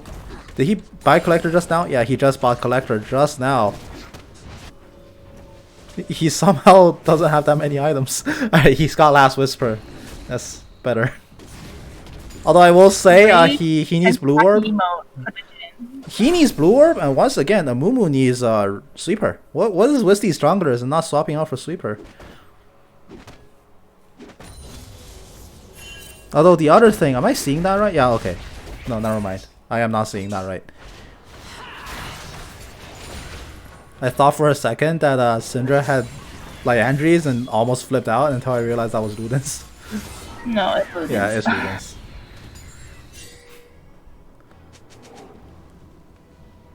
Alright, Jhin has a 900 gold, well 600 gold bounty, but it's 900 if you kill him. Shen is paying him out. They have locked their target, but the rule still applies. The more you focus onto the Jhin, the Kassadin will just kill everyone instead. This is a dual threat comp. And although Kassadin's last two teamfights have not been stellar, in fact he bought Magi only to die twice, he's still quite a bit of damage. Although now his Magi is quite useless. He's lost quite a bit of gold, so his combat power mostly lies in his level lead. He does need a lot more items though. He needs to finish at Hourglass, which is pretty far off. In fact, he's going for Seraphs first. I have nothing against Seraphs first, but I think with the absence, like if you win Magi's, you need to specialize in more defenses before you go more offense. So Zayas after Magi's makes more sense than Seraphs after Magi's to me. If you're gonna skip Magi's entirely, you would do Seraphs into Zayas, but it's all about power spikes, because now we're arriving at a stage in the game where you're genuinely looking at your inventory and thinking, hey, team fights are happening, I should buy Hourglass. But now his Hourglass timing is super delayed. Speaking of super delayed, there's a Mumu. He gets the combo onto the Kassadin. He needs to try to run for his life. Tristan rocket jumps in, finds nothing. A Mumu ulti committed, but they don't convert a kill. Meanwhile, top lane, there's still a Kled split pushing, and nobody on red team seems to care. Like we saw in their match history. Shen is not split pushing. Yeah. That is the master. He's TPing! Just recall! He TP'd! Oh my god, that class split push got so much value. He TP'd, are you kidding me? But yeah, I'm surprised Shen is not split pushing, because literally your ult is global. It's actually global. It's not like... It's not a range. This is emblematic though of what we saw of red team in their past match history. They had one strat, run down mid. Last game they ended the game with 2 decisive blows, but both were down mid. Then the first blow they killed 3 towers, and the second blow, ooh. No remount. But yeah. But anyway, they did 2 decisive pushes down mid. One killed 3 towers, the other one killed the game. But in this game, they're still doing it. Like they're death balling down mid, even though this is quite a it's a different story. You can't death ball against this team. Blue team will destroy you in the death ball most times. But now they're just going to full comp for the dragon.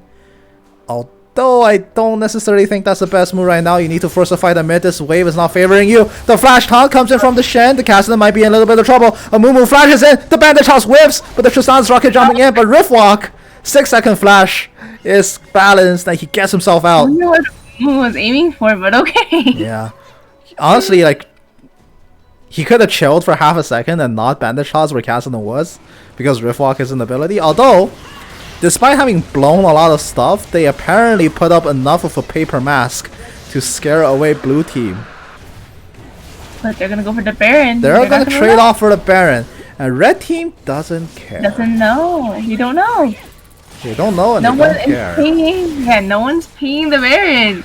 You know what could have solved this problem? A blue orb. Tristana, buy one. This is a good call by Blue. It is a very good call. they know that red team has committed all 5 to dragon for whatever goddamn reason, and Shen has flashed in, and so did the Mumu to try to make a play happen that didn't. So they cannot actually fight straight up. So when you do objectives, you trade it back with Baron. So that's a very, very good call here from blue team. There's a super heads up play, and they reward themselves with a really strong buff. Although this is the temporary buff, although red team has picked up a permanent one. So let's see what damage they can do in this 3-minute time frame. I wonder what a Mumu's building next with the amplifying tone. Demonic. The answer is almost always demonic. Assuming he builds reasonably, which is up in the air right now.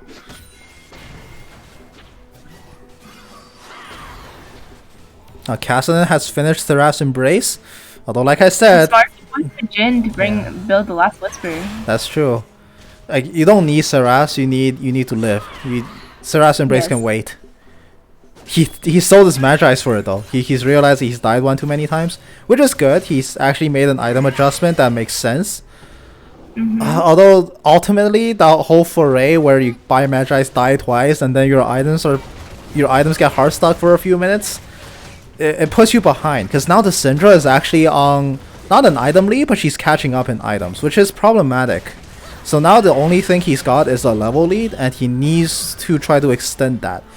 Blue team is trying to stall this game so Cassidy hits 16 and they hit more power spikes, although right now they're still not necessarily weaker than red team. They are still in a position to do a fight, but they're just not choosing to take one. Like, honestly, I think Gudea was in a great position. If you just let them run in a little bit, you can just run into the back, slap their Tristana, and that's a really good way to start a fight in which you're almost guaranteed to win, especially in the position where you have Baron. I don't like how red team is pushing like this. They're still death falling mid. Their only strategy!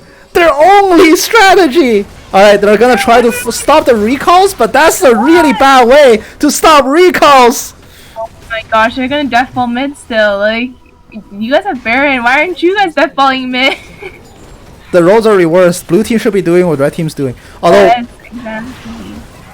I will say, because red team is doing like the totally wrong play, they're somehow being rewarded for it, because blue team's comms seem to just revert it to stop their backs, even though that is the last thing you call in that situation. The right call is to you just let them back, and you counter push out. They can't stop you. You have Baron.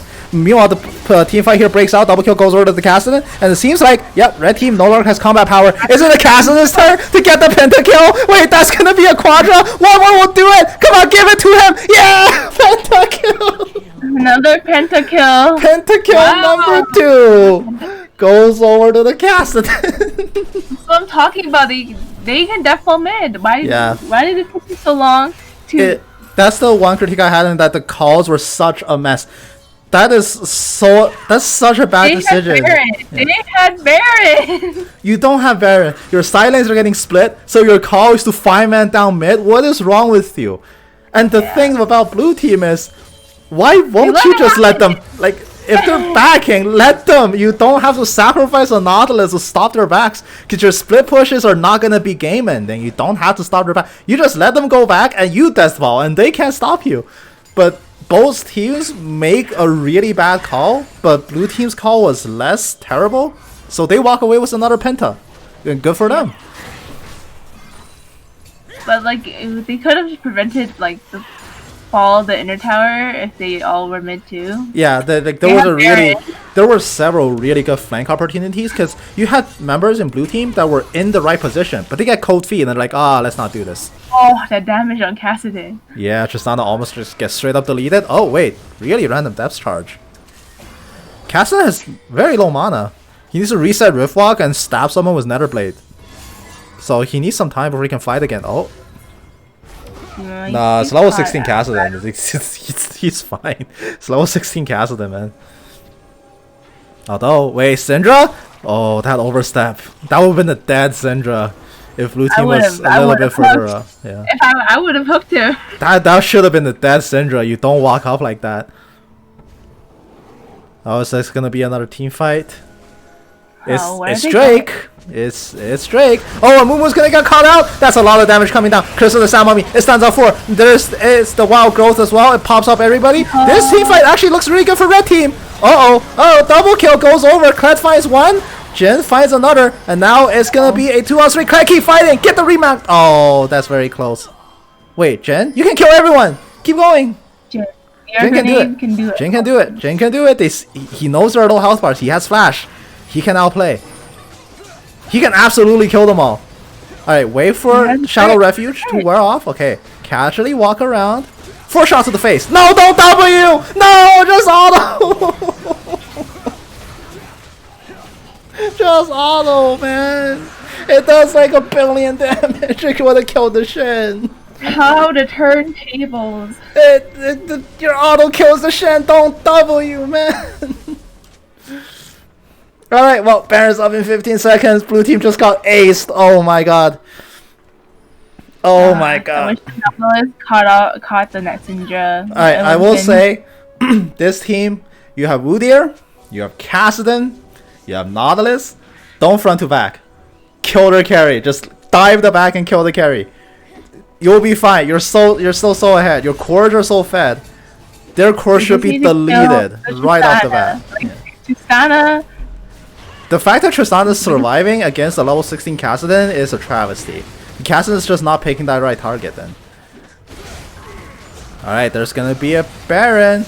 It actually looks pretty bad here for red team. They're trapped in the pit. Can they make it out? Kassadin's the first to go in. He deletes the Lulu. Not necessarily the right target, but it's level 16. He has a lot more chances. Red team secures a Baron, but this is gonna be it for them. Oh, the Kassadin actually dies to the Shen. Clan needs to keep fighting. Remount. No, not gonna get it. He's so far behind. Oh, the burn kills her. Tristana just going to sacrifice her life. Hello, Tristana. See, Jin, you see how much damage your autos do? Just do that. Don't W. Alright, Okay, that's an ace. Got to know. I think Tristana could have waited out of the rocket jump and jumped Honestly, over the yeah, wall. like she could have just ran. Walking back in, it says like preserve back. Baron buff if nothing else. Yeah. Now they got exactly. Baron, but they give up way more gold in return, so that's actually a negative, like net negative from them. And now they don't have Baron buff, and now they're gonna lose an inhib, because okay, Lulu is a puppet, like a shadow puppet. Don't let a shadow puppet scare you. It's just a shadow. What are you doing, Jen? Just keep autoing. I know you're reloading, but you don't have to W during your reload. That's so long. Jen's gonna flash. I will say if you have Gale Force up, you don't have to flash. Gale Force is a way shorter cooldown. He actually heal flash. That's how scared he was. Yeah, he developed himself. Yeah. Yeah. When honestly a Mumu wasn't that close to you, you could just Gale Force once and be fine. Alright. Blue team rewards themselves with inhibitor. Oh, Kassadin. I think they're gonna finally push Shed in a split pushing lane. Honestly, I wouldn't object to Kassadin selling Sorks for Merc Shreds just to shorten all the CC duration, because he needs to keep pouncing on the back. He has enough damage that Triss dies in like 2 Riftbox anyway. You don't need the 20 magic pen. You need to reduce, you need tenacity now. Because the single target click on lockdowns is going to be the thing that kills him. He does have Zion's complete and he's working on Death Cap, but yeah, it's a super expensive. I honestly, at this point, you just consider switching boots. The tenacity will help him win the game. He is gonna help himself to a blue buff right under the Tristana's nose, and Tristana's like, "Hey, wait, that blue buff just died. That's a fresh animation." Slowly walks her way up. 35 minutes and they finally sent Shen up to the top lane instead of death falling mid. They're like, wait. But now he's back to the death ball. Now he's back to the death ball. Stop A-ramming!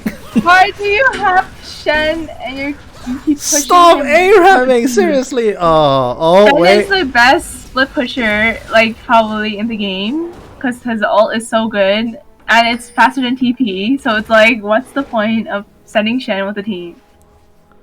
Yeah. Thormail. And Shen can beat Kled. Shen's been beating Kled still. Yeah. Thormail Titanic, Thormail Titanic Sunfires means that Shen clears waves so fast. Yeah. And he can match Kled. Like. Alright, what is this? A Mumu? They're just gonna send 2 people recall? No, 1 person recall? Okay, so that means blue team can set up Baron Vision. Or sorry, Dragon Vision. Not Baron Vision, Dragon Vision. Why are you sending all of them bot? Guys, it's 1 Kled. He's died 8 times. He's useless this game. He has 2 finished items. You don't need to send the army for him. Kled is such a snowball champion. that he's barely in the game when he's not snowballing. Yeah. When Cled's this far behind, there's when And the again, Cled why is Shen with the team? I don't get it. when the Cled is this far behind, he has no right to have as much map pressure as he does now. He's somehow breaking the Shen's ankles. Like the fact that the Shen is not on the other side of the map is depressing. Oh my, the Shen is just They're going just on the playing. team. They're playing that champion wrong. You don't play Shen like this. Oh my gosh. You can't even teamfight properly when the Shen's beside you, because he can't even get Stand United off in the Shen middle of is gonna CC. Go back now because Pasadin's starting to end. Oh my god, they're just wait, he canceled recall! Oh, he- No, he's gonna TP! What's he doing? What is he doing? Okay, this is a easy W win for the freaking blue team. I don't know how this happened, but blue team just won randomly.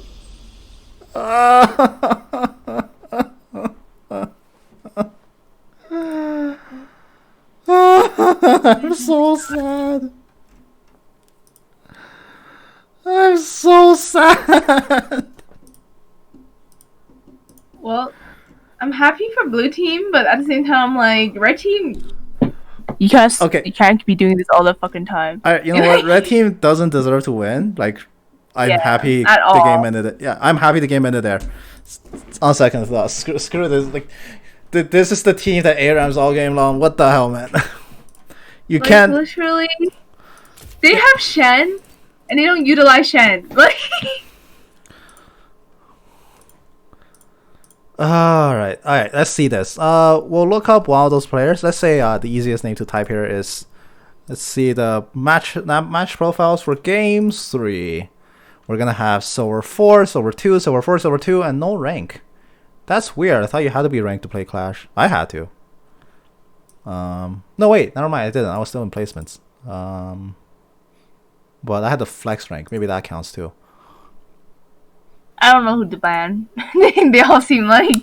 Here you just ban problematic champions. Like, just ban the Garen could be problematic. I think Seraphine probably. Seraphine's very Seraphine's annoying. always safe to ban. I will also just take out Garen or Zed. Like if you're afraid of assassins, you take out Zed. You can take out Voli, who's consistently pretty strong. All right, let's take a look at one of their match histories just to see how that game actually went. I'll take the easiest person to type out. So JJ274. All right, let's see how their last Clash game went.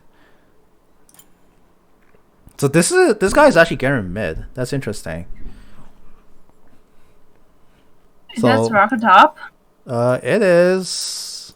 Oh my god, this Rocket Top. It's your fave. Your old fave. My old fave. There's a reason I don't do that anymore. It doesn't work anymore. The fact that it is working is shocking. Alright, Yeah, I let's see think this they overview. So, pretty stompy game, all things considered, and I gotta check the building kills. Alright. That's a lot more convincing as 9 towers dead to 3. That's a lot better of a game. Tells me that they probably don't ARAM as much. God, I can't get over that. Like, oh, there's a Cassin in our base. Everyone panic. I think the Shen somehow canceled his TP, which isn't even possible anymore. But Recall. he went from a recall to like something that said channeling. So like, oh, he's TPing, and then he was still there. Then, like, I think his TP like canceled because he TP to the tower instead of yeah, the thing. tower died. It was like, Yeah. how can you do things any worse than that? But good on blue team for finding the solution to break a death ball, pull them apart, and as you can see, they turn into headless chickens when pulled apart. Make Shen go with the team apparently is the way to go too apparently. Alright, let's see this 80 carries scoreline. Ooh, juicy. Very juicy game. Although despite the fact that this game lasted what, like, hold up, 37 minutes? Well, 36 minutes rather. I don't know. This game lasted 36 minutes, but there's a surprising low amount of kills. Tells me that one team was either super afraid of fighting or the Soraka was just negating all the fights. But I don't know what the hell the Soraka was building all game. Like, these items should not work. Guys. Like, this item has no place on Soraka because she just doesn't do enough constant damage to matter. if you play Soraka.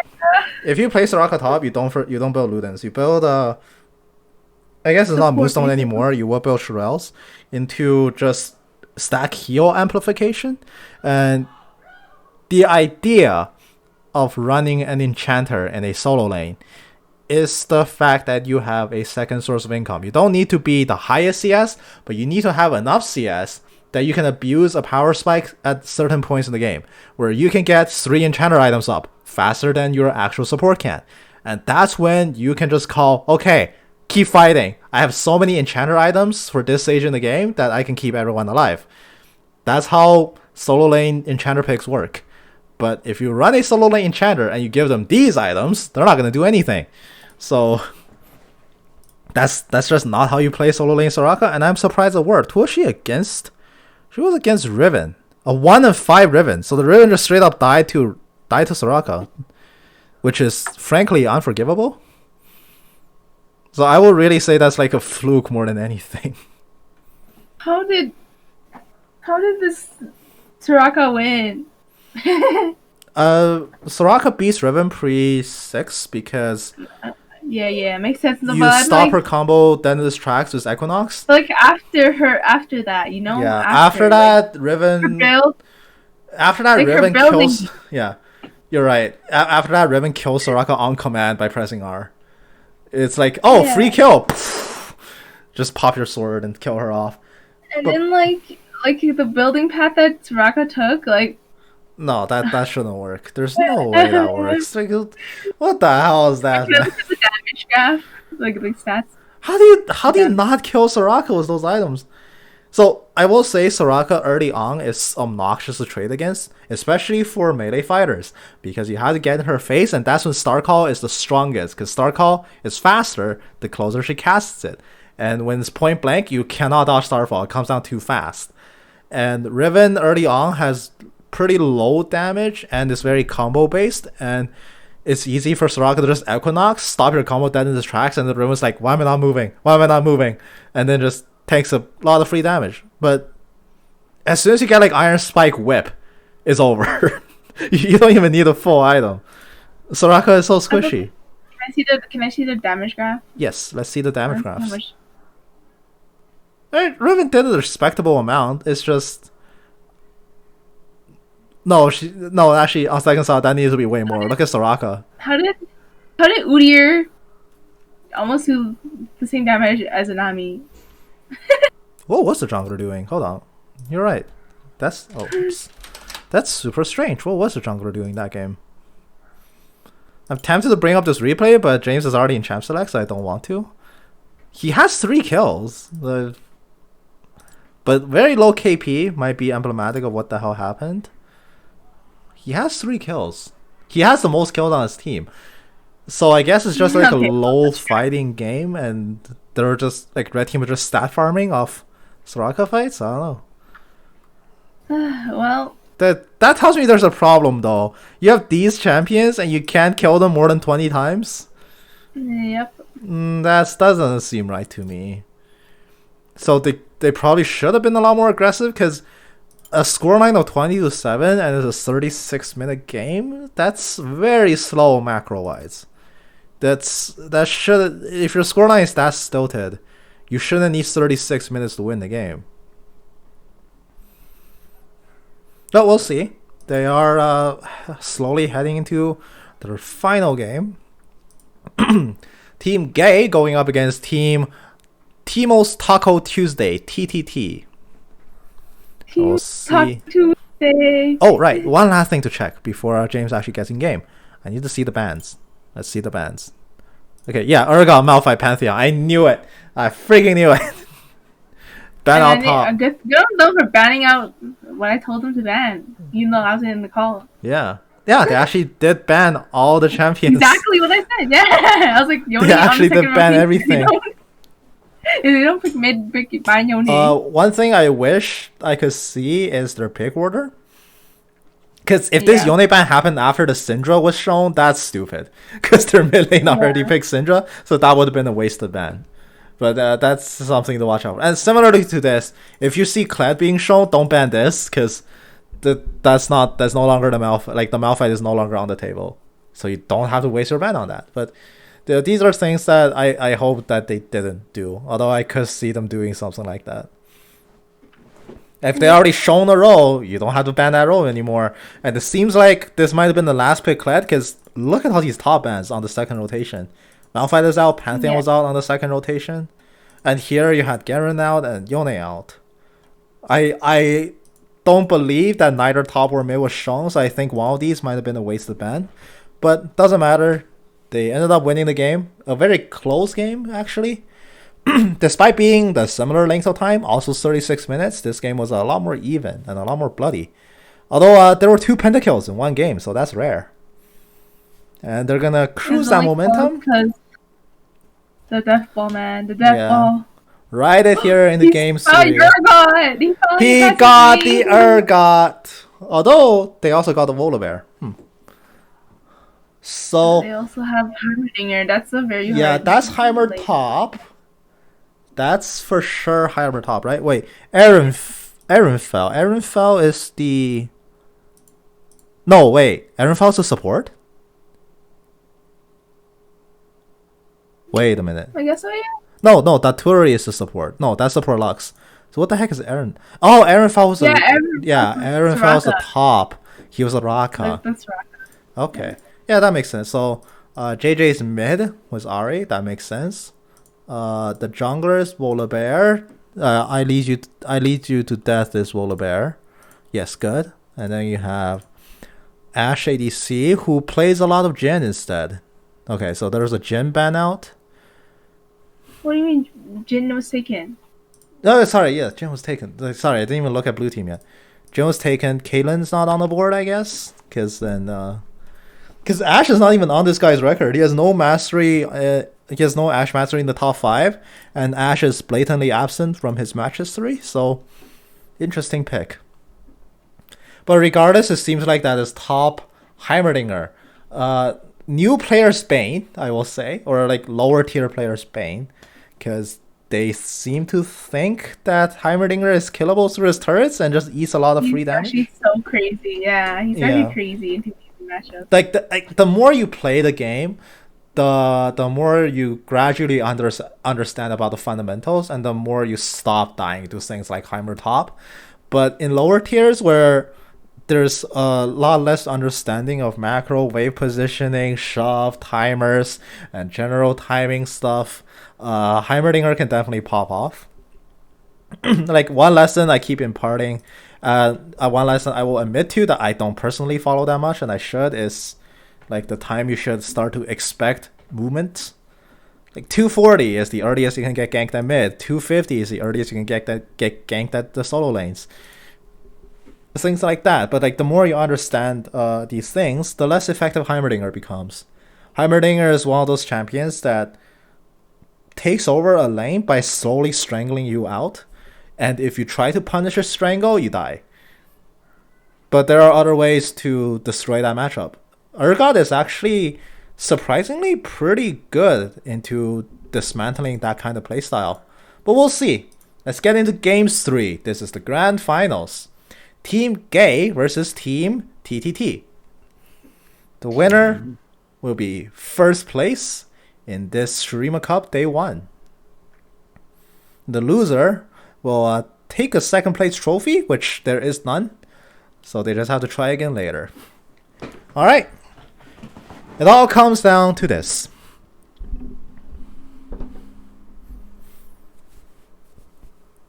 Wait, this guy has a Lulu Prestige too? Yep. Wow. They all have it. I'm still 400. I'm still 600 tokens short, man.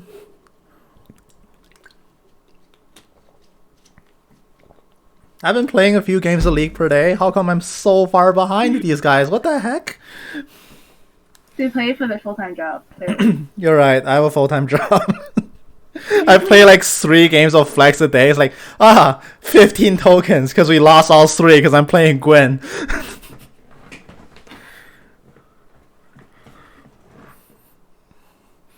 So I probably do earn tokens a lot less frequently. Maybe they're winners. They're just winners. I won 2 games. So yeah, this has been day 3 of Gwen, and I think my actual win rate, because I asked people to take bets on it. Whoops, hold on. Let me just launch my browser real quick. Yeah, what's your win rate? Yeah, I need to check my Gwen win rate because it's day 3 of Gwen, so the bet is now formally off. So let's see, Professor. Let me just look myself up real quick. This is the Shurima clash. This is the Shurima clash, I'm pretty sure. Okay. Yeah, Well, the announcer is always late. Don't worry about that. Okay. Oh wait, I have to op.gg. I can't do Professor. I'm not in the game. Alright, let me just look myself up real quick. Why did you ban Banana Nana? Alright, Heimerdinger really wanted to play Raka, I guess. My Gwen win rate is... Oh my god, it's so low in the list. Are you kidding me? Wait, it's not shown? Oh, I have to actually calculate this? Okay, fine. It should have shown you. No, like Gwen's profile picture is even blank. Like it's totally missing. Wait, someone flash. What the hell? Oh, Volley Bear oh, flash. I see. 1, 2, 3, 4, 5, 6, 7, 8. Wait. Okay, that's a 25% win rate. 2 wins, 6 losses. You said around 20 something. Most said 25 exactly. He actually got it. He actually got it right on the nose. 25%. He's a prophet. He is a prophet. Wow, you're right. I don't know why I doubt him. Alright, there we go. Let's get the zoom out. Let's rearrange the scoreboards. Muhammad Ali, come on. The prophet Muhammad. Like, God damn it. I doubt him. Yes, you're right. I shouldn't have doubted the prophet. He got my win rate exactly correct. Alright, now I'm on a crusade to improve that win rate. Let's win some Gwen games after this. You better win. I'm slowly getting better at her. Like I'm a 0 LP man. I know. I will win. I will not be the problem. That's all I can promise. Okay, no, it's not you the problem. It's their top lane that's the problem. Not for the past few games. I like to think the past few games. I don't know, man. I like to think the past few games was pretty easy, but we ran it down mid game for some reason. Okay, no, Sion ran at us that game at Inter as Malzahar. On the last fight, he straight up ran me and Andy down in the back of the base. But I ran them down in the back lines too. Okay, it doesn't matter if Sion runs us down. It's a Sion. But I actually killed someone. Okay, whatever. We'll save that discussion for a later time. Let's get into the cast for this game. All right, Heimerdinger. Turrets are going pew pew now. Although these are very inefficient turret placements. Now, Urgot shouldn't max Q because it cripples him too much, but one thing he should consider is first item Hex Ranker and just hold it. And that actually gives him kill pressure onto the... On the map? Sorry? How do I zoom out? Hold Control Shift Z and scroll down. Yes, this one. Yes. Alright, so yeah, Heimerdinger shouldn't... Well, like, if Urgot first items Hex Ranker, he can actually fight the Heimerdinger. That's all I'm trying to say. Took me a few tries, but I got it. But pretty passive early game so far. Ooh, Volibear first with the Scuttle. He gets a little bit of speed boost, but the Dustbringer Trail is hot on him.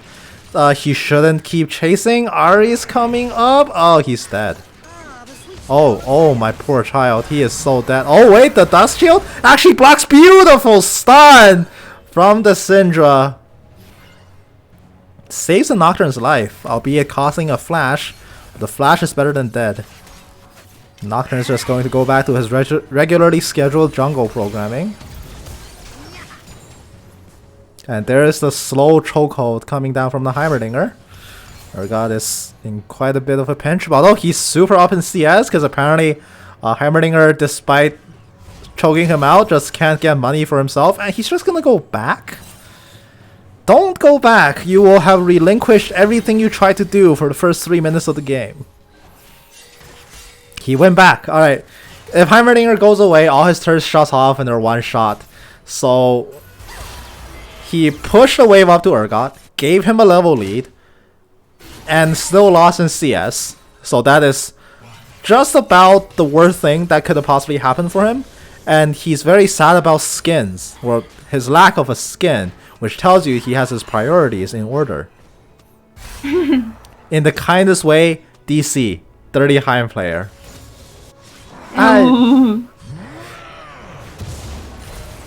In his defense, he currently has proven that he sucks at Heimerdinger, so maybe that's a point.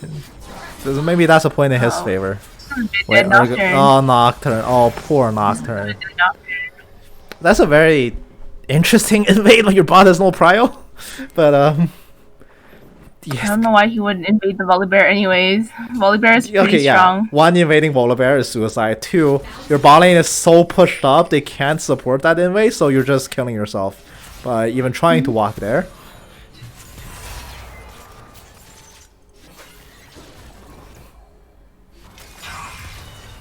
A Deadly Flourish comes out. Not gonna hit it. Doesn't even matter. I like the part where this Jhin is actually throwing out this W as poke. Well, that's really bad. Don't do that. It costs so much mana and does so little damage. Alright, Heimerdinger is back at it. More shenanigans. He still sucks at farming, and he's still giving away a lot of EXP, when that's the literal purpose of this pick, is to not do that. IDK what I'm doing, TBH, just placing turrets. You took my banana. I can tell. He's literally just placing turrets for the sake of placing turrets. Okay, Nocturne, I don't think you should fight this. You don't win that, my friend. You do not win that. Not even if Syndra's here. No, no, no, don't. Everything you just did is terrible. No. Alright, so Yeah, Syndra commits a lot. Syndra commits a lot to get nothing. That's a very dangerous flash in too. She could have been very easily punished by that, but good thing red team didn't. So Syndra really only loses ulti and flash, but it could have been so much worse. She should be dead, frankly, for trying that play onto the Volibear. But red team was just not able to properly punish it. Now let's see the Urgot. Unfortunately, Pickaxe does not build into Hex Drinker, so that is... He can still kill the Heimerdinger. Heimerdinger is so squishy, but it's a lot more dangerous for him now. He needs some sort of early magic resist. It goes a long way, because turrets don't do a lot of damage to begin with. And if you just have a little bit of MR, like the first bit of MR is the most effective, turrets just start tickling you. As opposed to as opposed to death by 1,000 cuts, it just stops tickling you altogether. Which is pretty good. Like, you could even invest in an early Merc Shreds to survive against this lane, and then you can just kill him. Because Heimerdinger is not a champion that picks up offensive items. In fact, he actually got a cheater recall off, only to come back with a tier. Which is not what you do for a cheater recall. The point of a cheater recall is to come back to lane with more fighting power, but it costs you EXP, because you lose EXP by the time you take to come back to lane.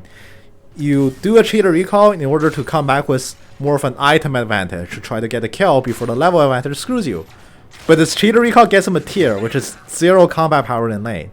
So he just surrendered a bunch of EXP for no reason. And there's the Syndra outplay button. It gets a solo kill onto the Ahri.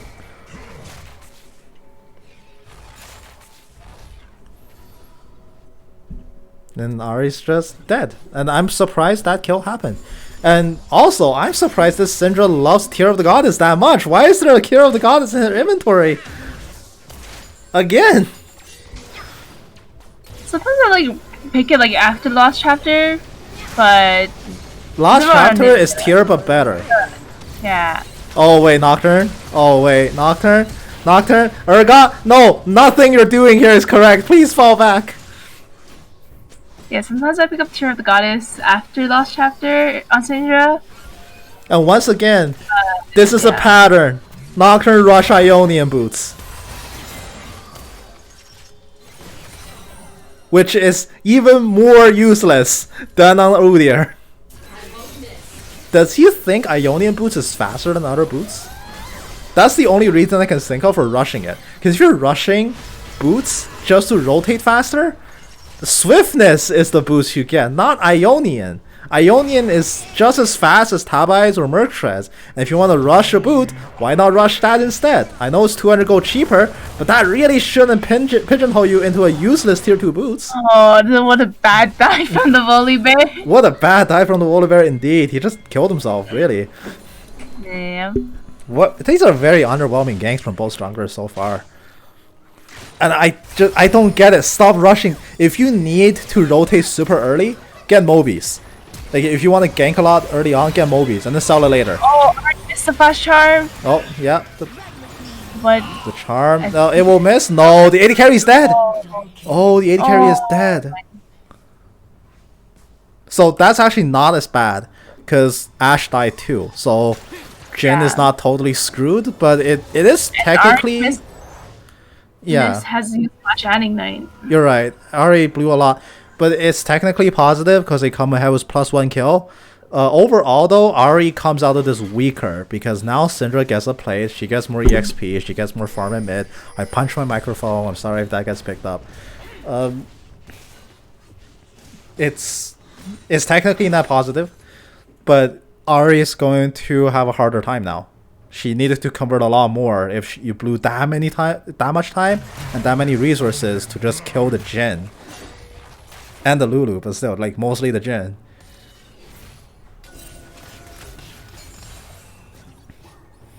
Like once again, if I can't hammer that point home enough. If you are rushing any boots, either Mobies and sell it later, or just Swiftness and keep it. Don't rush Ionian. There's no use case for that, especially on Nocturne. Lulu is also going to be killed off. Tiamat wave clear is coming out. Unfortunately, Tiamat is the last item that you want to build early against Heimerdinger. Any sort of, like, honestly, instead of Giant Spell, finishing Merc Treads is better. It's so helpful. It's 35 MR. Oh, wait, maybe a dead Heimerdinger. The grenade does delay. Ooh, he doesn't even need the death from the Fear Beyond Death. But yes, Heimerdinger gets solo killed. Mostly because Urgot's so far ahead and the Heimerdinger just doesn't know how to play Heimerdinger fundamentally. Alright, Ashe does have the arrow. Can they make a pick here? Yes, Syndra flashes and still gets stunned by it. So that's going to be a very dead Syndra unless the Lux Light Binding just whiffs. Curtain Call's coming down. Ashe heal is there. One more bit of damage. It does kill off the Syndra. Start that Urgot. Heimerdinger begs in chat. Not like that helps. However, this team fight is going the way of red team. Blue team is on a full retreat. Jhin makes sure to flash right into the laser to maximize Lux damage. And now he's been sent on the run. Lux Volley is trying to slow him as much as he can. And that light binding seals his fate. The chase down is successful, although it does last quite a while. This red team walks away with quite a few kills in their pocket, but no global objectives. They do steal away a red buff. Feels like a consolation prize to which you can actually get at the Dragon Pit. Now blue team respawns and they immediately go back to laning. And then they see the pink ward under attack, and now they're not going back to laning. No, they're gonna go. Okay, yeah, they're gonna give it up. Which is the smart call. Is the correct call. An Ocean Rift. Next in line.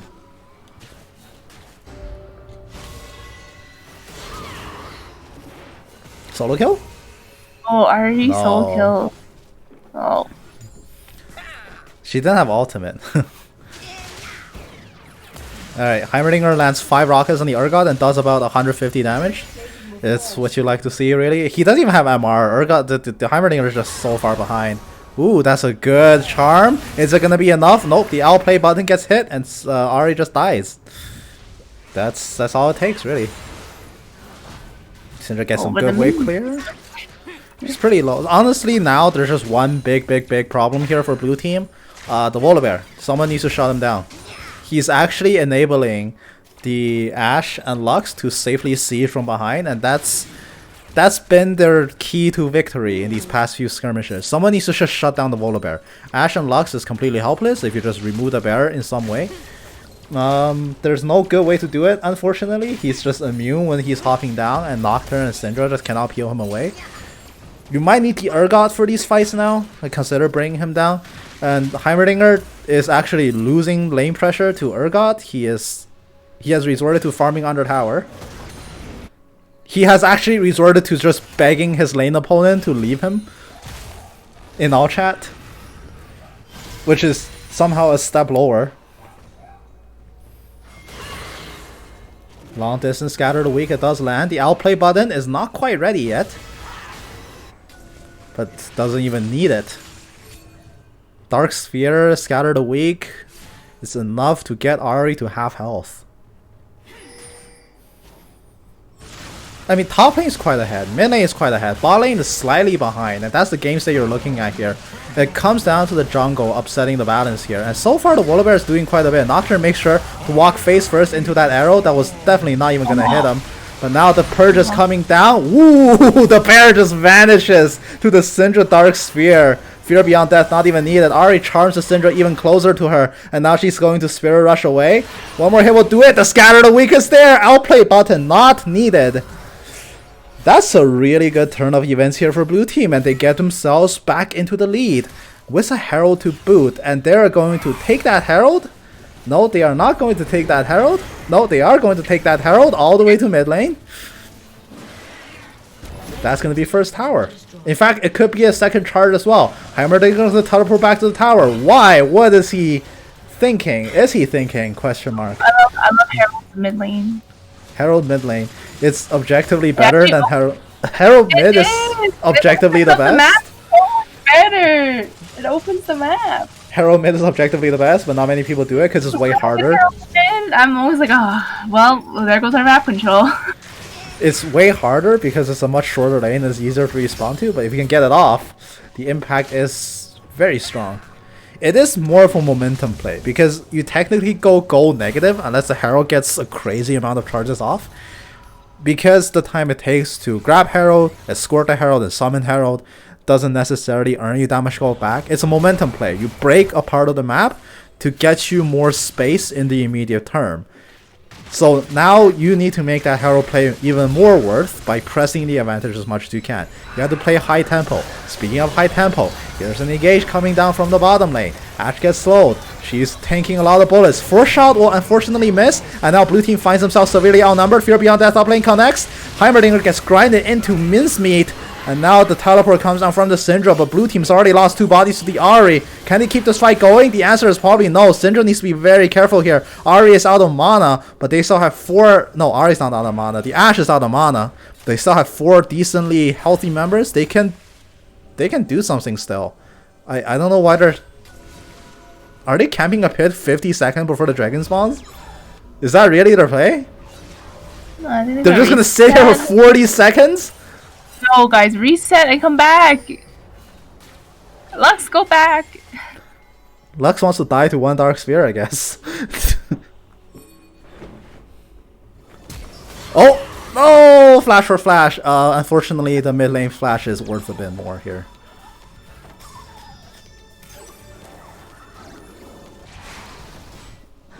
Although if that play actually worked and you took out the Lux, that's a huge boon.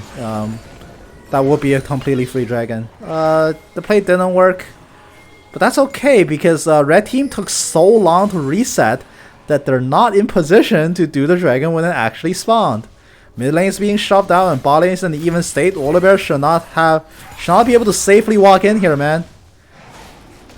There are better things to do than red buff at this moment in time, especially when the Volibear is terrorizing the Jhin already.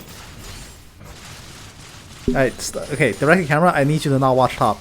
Alright, here's the fight coming down. Volibear gets rooted up, he gets polymorph, he gets fear, the paranoia goes down, and there is the vision cut. Nocturne is re-engaging, but once again, blue team is still outnumbered. How do you keep taking these really bad fights? Ahri comes in, the charm whip, but the Jhin is dead. The AD carry is out for the count. The outplay button gets hit on the jungler is no more, but the Nocturne is also super battered and bruised. It's just 1 Hyperfest Syndra. What can she really do? Scatter the weak, does a ton of damage. 1 more Dark Sphere is needed. No, she can't. The shield bow is popped. That's a shield bow Ashe, to everyone's surprise, but it actually saves her. Red team wins that team fight because I'm so shocked the blue team managed to fight with 1 less person every single time.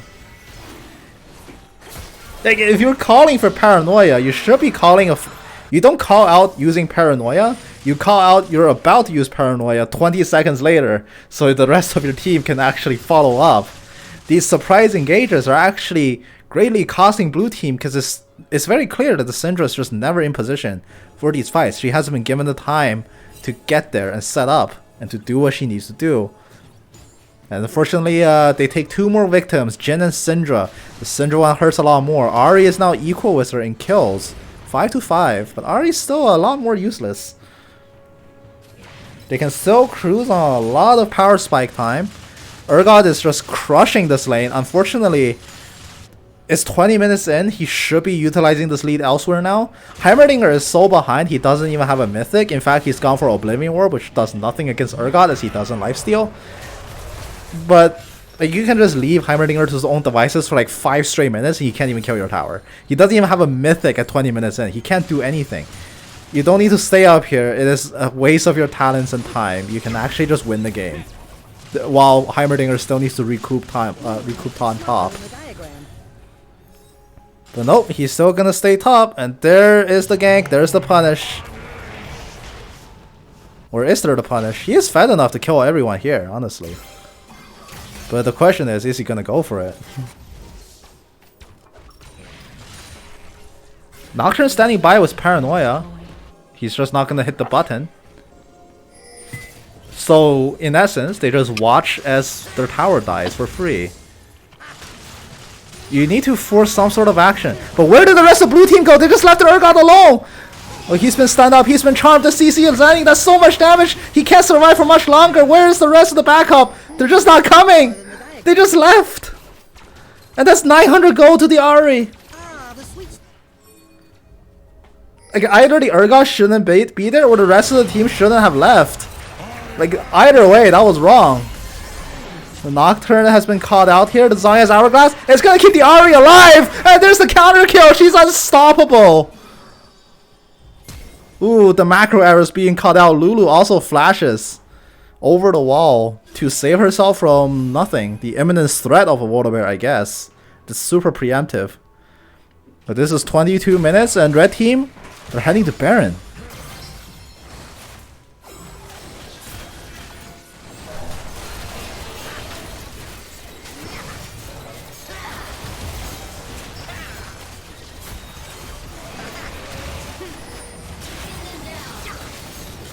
They're just doing Baron.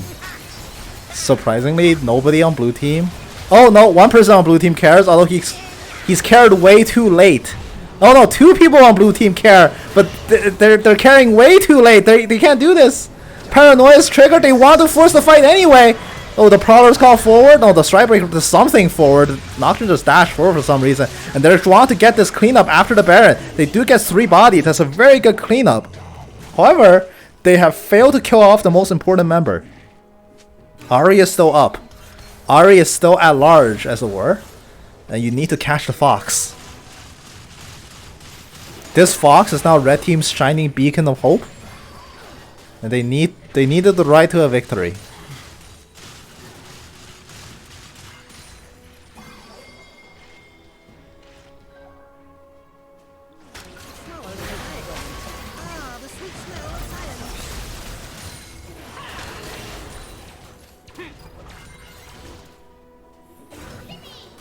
Arrow coming down from downtown. They hit the Urgot. That's the best target. He's the one that can actually survive it. In fact, the shielding just makes him take 0 damage from the whole ordeal. So with Ashe Arrow down, that's a good sign that you should maybe do something. Except Jin is not here. Where is the Jin? Why is the Jin bot? Wait, why is the Jin bot? Wait, hold on. This isn't right. Hold up, this is right. No, he flipped in. Oh no, they're forcing this fight. They can't win this fight. This is a 4-on-5. I mean, they can try, but they're not gonna win. Urgot's dead, and the rest of the front line for red team has vanished. Nocturne's gonna dive the back, but he has no additional damage. Scatter the weak is just a formality. It can't do anything. Ooh, that's a really weird fight to force. You don't want to do that. You need the Jin with you. You need to 5v5 this. Although the shield bow is popped, the outplay button is not there. She doesn't have it up. She already outplayed someone else.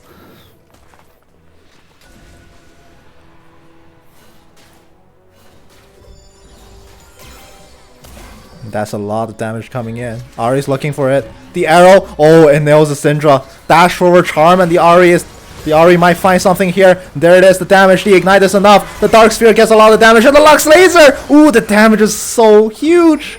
She cleans up everyone else. That's a winning team fight for red team. And if you can't access the backline, you cannot fight this team. Ari needs to die. So there's two ways to break the backline. You either use every member and melt the front line, because there's only one front line, it's the Volibear, or you find a flank. You never engage undermanned, and so far in this whole game, blue team has taken every single fight undermanned. Whether by a lack of vision control, a lack of like impulse trigger, someone just pulled the trigger too early, or just like a lot of ways. They had such huge laning advantages, but they're failing to properly leverage it here in the mid game. And as a result, they lost so much. The red team's comeback into this game, it's slowly coming to fruition. The gold lead is more or less even now. 300 gold at this point in the game means nothing. And even Ashe is getting up there. Granted, Ashe is building wrong. Like, none of those are the correct items for an Ashe. But the Jhin isn't really doing that well for himself. He's one item. He's a whole completed item behind the Ashe. This game could be a problem. Well, honestly, Urgot needs MR. Urgot needs a lot more MR. Nocturne needs Merc Treads. Your frontline needs to not die to the backline CC, and not like the backline charm, the backline binding, the arrows. None of these things should lock you down until you die. You need a lot more MR. The Hex Drinker suggestion is still on the table, man. I still firmly believe Urgot should have bought Hex Drinker first into a Heimer lane and just win the game. And now with Ari and Lux also being threats, that's looking juicier than ever.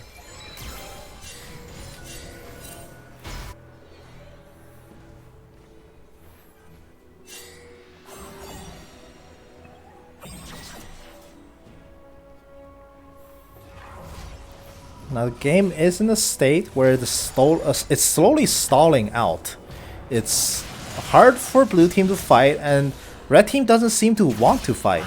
So now they're just in a slow stalemate game of waiting for the next objective to spawn, and it's hard for me to tell who's gonna win this fight.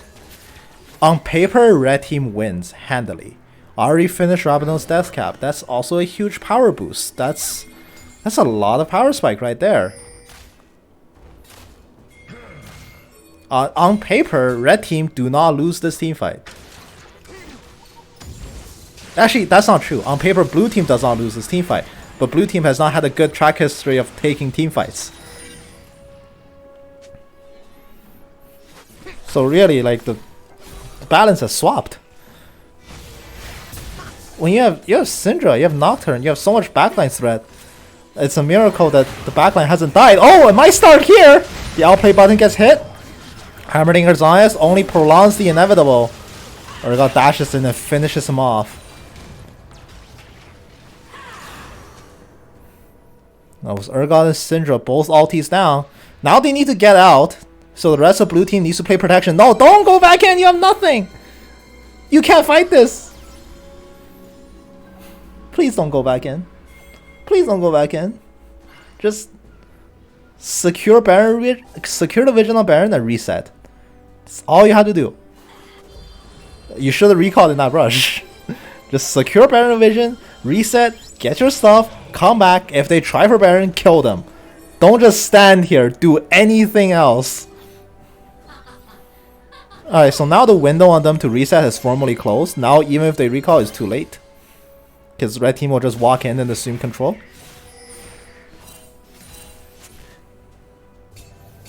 But blue team is still sending everyone top. They have one pink ward left across their entire inventory. They don't have the means to secure vision. And without vision, that's gonna be a catch. That's gonna be two people dead off the start. No, Lulu survives by the skin of her teeth, but Ari is going for it. She might have gone a little bit too far. There's a shutdown. The overextension punish. It somehow miraculously works every time, but that's gonna be Soul. There's no Nocturne. And Urgot, do not TP. Do not TP! You need to reset! How much gold are you sitting on? You need to reset! Oh, I want you to win this game so badly, but you can't play like this. Oh, the Urgot is still trying to ham-fist this. That's such a terrible force, but it still somehow works. The Heimerdinger completely useless. Also teleports in and gets a big turret thrown into his face and dies. Sure, I get that's one way to win a team fight. Alright, Ocean Drake is yours. Congratulations. Round of applause. You do delay the soul. The inevitable is not there anymore.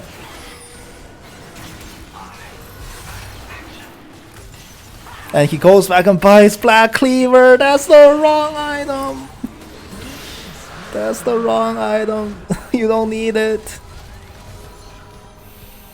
It's like that scene in SpongeBob. I don't need it. I don't need it. I need it. And then just buys Black Cleaver.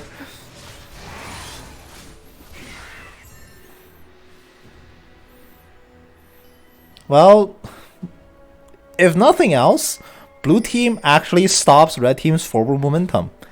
Red team was actually on a path to come back into this game, but now they're no longer on the path to coming back into this game. They had their ticket to win in the form of Ocean Soul, that's gone now. They had their ticket to win in the form of an Ahri that was snowballing. She's dead. Well, she was dead in the last fight. She overchased and that got her killed. And now Syndra's matching up with her, Syndra's matching ahead of her again. Nocturne might catch an Ashe. Point blank arrow does basically nothing. Lulu somehow face tanks a laser. The Wild Growth secures the Ashe's fate. So that's gonna be no AD carry. Crying emoji flash on the Lux. Volibear is boss side because that is precisely where the jungler should be at this stage in the time. And now red team single file is now heading into the pit.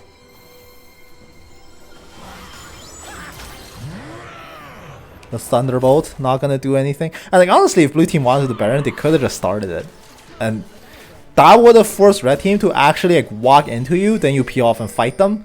But now you just get this awkward dance, and then nothing's gonna happen. Lux is just gonna freely check the pit. That's a lot of damage coming down to the Nocturne, but the outplay button is hit, and that is the sound of war. Urgot is coming in, the curtain call out of range. The Volibear is perfectly safe until Scatter Weak hits him in the back. Paranoia is coming down as well. Volibear pops the big ultimate, and that's actually enough to kill the Nocturne under the tower. He dove a little bit too far, as per usual, honestly. The Scatter the Weak going to get another kill. Heimerdinger still super weak, not going to do anything here. But the Jhin and the Lulu, they're trapped in the back. They can't advance with the rest of the team to help them out. Lux is caught out but not dead. The arrow, the damage is there, but Syndra last second flash, beautiful flash to get yourself out of harm's way, but that could have gone so bad so quickly.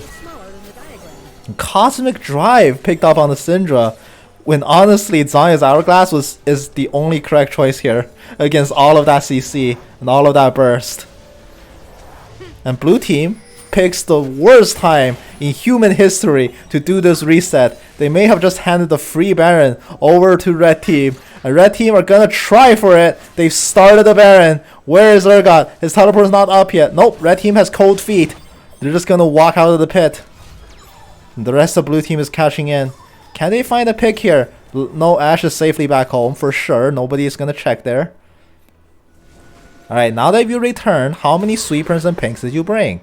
Can you take the vision back? The answer is of course not. Who buys pinks anymore? The Syndra should honestly sell. Doran's Ring is obsolete like 15 minutes ago. Sell it for 2 pinks. It is so much more impactful than a single Doran's Ring.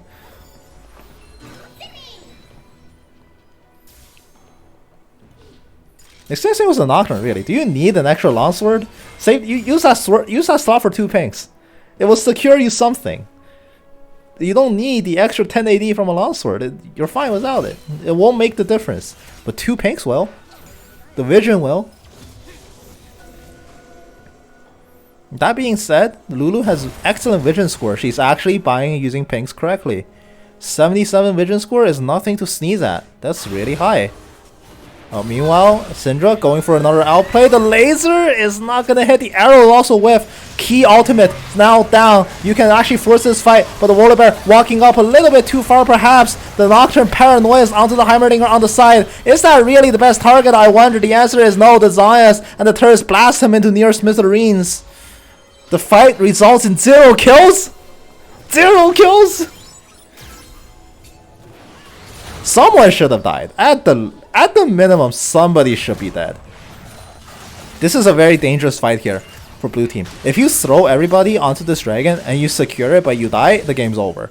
If red team steals it, the game's over. This is not... You do not have the dominant position here in the pit, especially with all your engaged ultimates down, but the Urgot's still gonna try it. That's such a bad timing. That's gonna be 2 bodies down. Lux gets 2 kills. If your whole team just blew Paranoia... If you blew Paranoia and Curtain Call, what right do you think you can win that fight? You know, I was gonna say in Champ Select that blue team has no engage. They have Paranoia, but you don't fight without it. You don't wanna engage with Paranoia, you know? Well, at this point, they don't have a choice, and Nocturne's building Sterak's anyway, so he can go in. He should go in, because if he just keeps them busy for like 2 seconds, Syndra gets in position to destroy everyone. But these engagers are so disjointed. They're just not playing the game right, and I cannot believe that whoever was pulling the trigger told the Urgot to go in and flip someone there, because that's not a winnable fight. Not only are you funneling into a place that guarantees laser damage, but you're also doing it without key ultimates. You do not win that fight. But in general, red team has better engage. That is true. Red team has a better pick. Their only engage is also Volibear running it down, but they have better pick. Yeah. But because blue team's positioning is such a mess that it looks like they're constantly being engaged on. They're not. They're constantly getting caught. And it's like, I don't know. It's you don't play the game like this, really. I'm actually so proud of this Lulu. Her vision score is also honestly so like high. Lulu Loki MVP. All these games, all these games on Team Gay, the support has been super impressive to watch. Yeah, I know, right? For the most part, the support's making all the right plays and being all the right places, securing the vision the correct way. Like this Lulu knows how to ward. That's honestly a skill that like. I wish I could, like I said. Diamond 4 players don't ward like this. Yeah. I don't even find words. This is like diamond level warding. This is extremely impressive. I know, right? Like obviously a lot of other things are a little bit lacking, but wording is like 10 out of 10. It's alright, there's an engage being forced. Heimerdinger dies first and traded by the Urgot. No top laners for either side, but there are a lot of blanking house bars here for blue team, and it seems like they can't win that fight. So tanky. Yeah, no tanks. No tanks into Ocean Soul, it's kind of painful, you know? Like red team is still full health. Volibear is full health again. Yep. Like I said, like so many of these fights, you just can't take them. And time again, they opt to take these really bad fights. And finally, I think it's costed them. This is most certainly the end of the game here. Syndra's gonna get caught out and killed off. Ari does as well. Team TTT is first place in Shurima Cup. And Team Gay takes second place. Not bad for James's very first clash. Second place is very admirable. Falling short at the end there, but that is fine. As honor the Lulu. Honestly, like very, very impressive support. I'm genuinely impressed to see this performance. So, good work to all involved. And as far as I can tell, it's actually a Smurfless tier 4, which is pleasantly surprising to me. And yeah, that's honestly, I had a great time casting it, more so than tier 1 clashes. I hope I can do this more in the future. That's going to end the coverage for Shurima Cup Day 1. And we'll perhaps see you next time.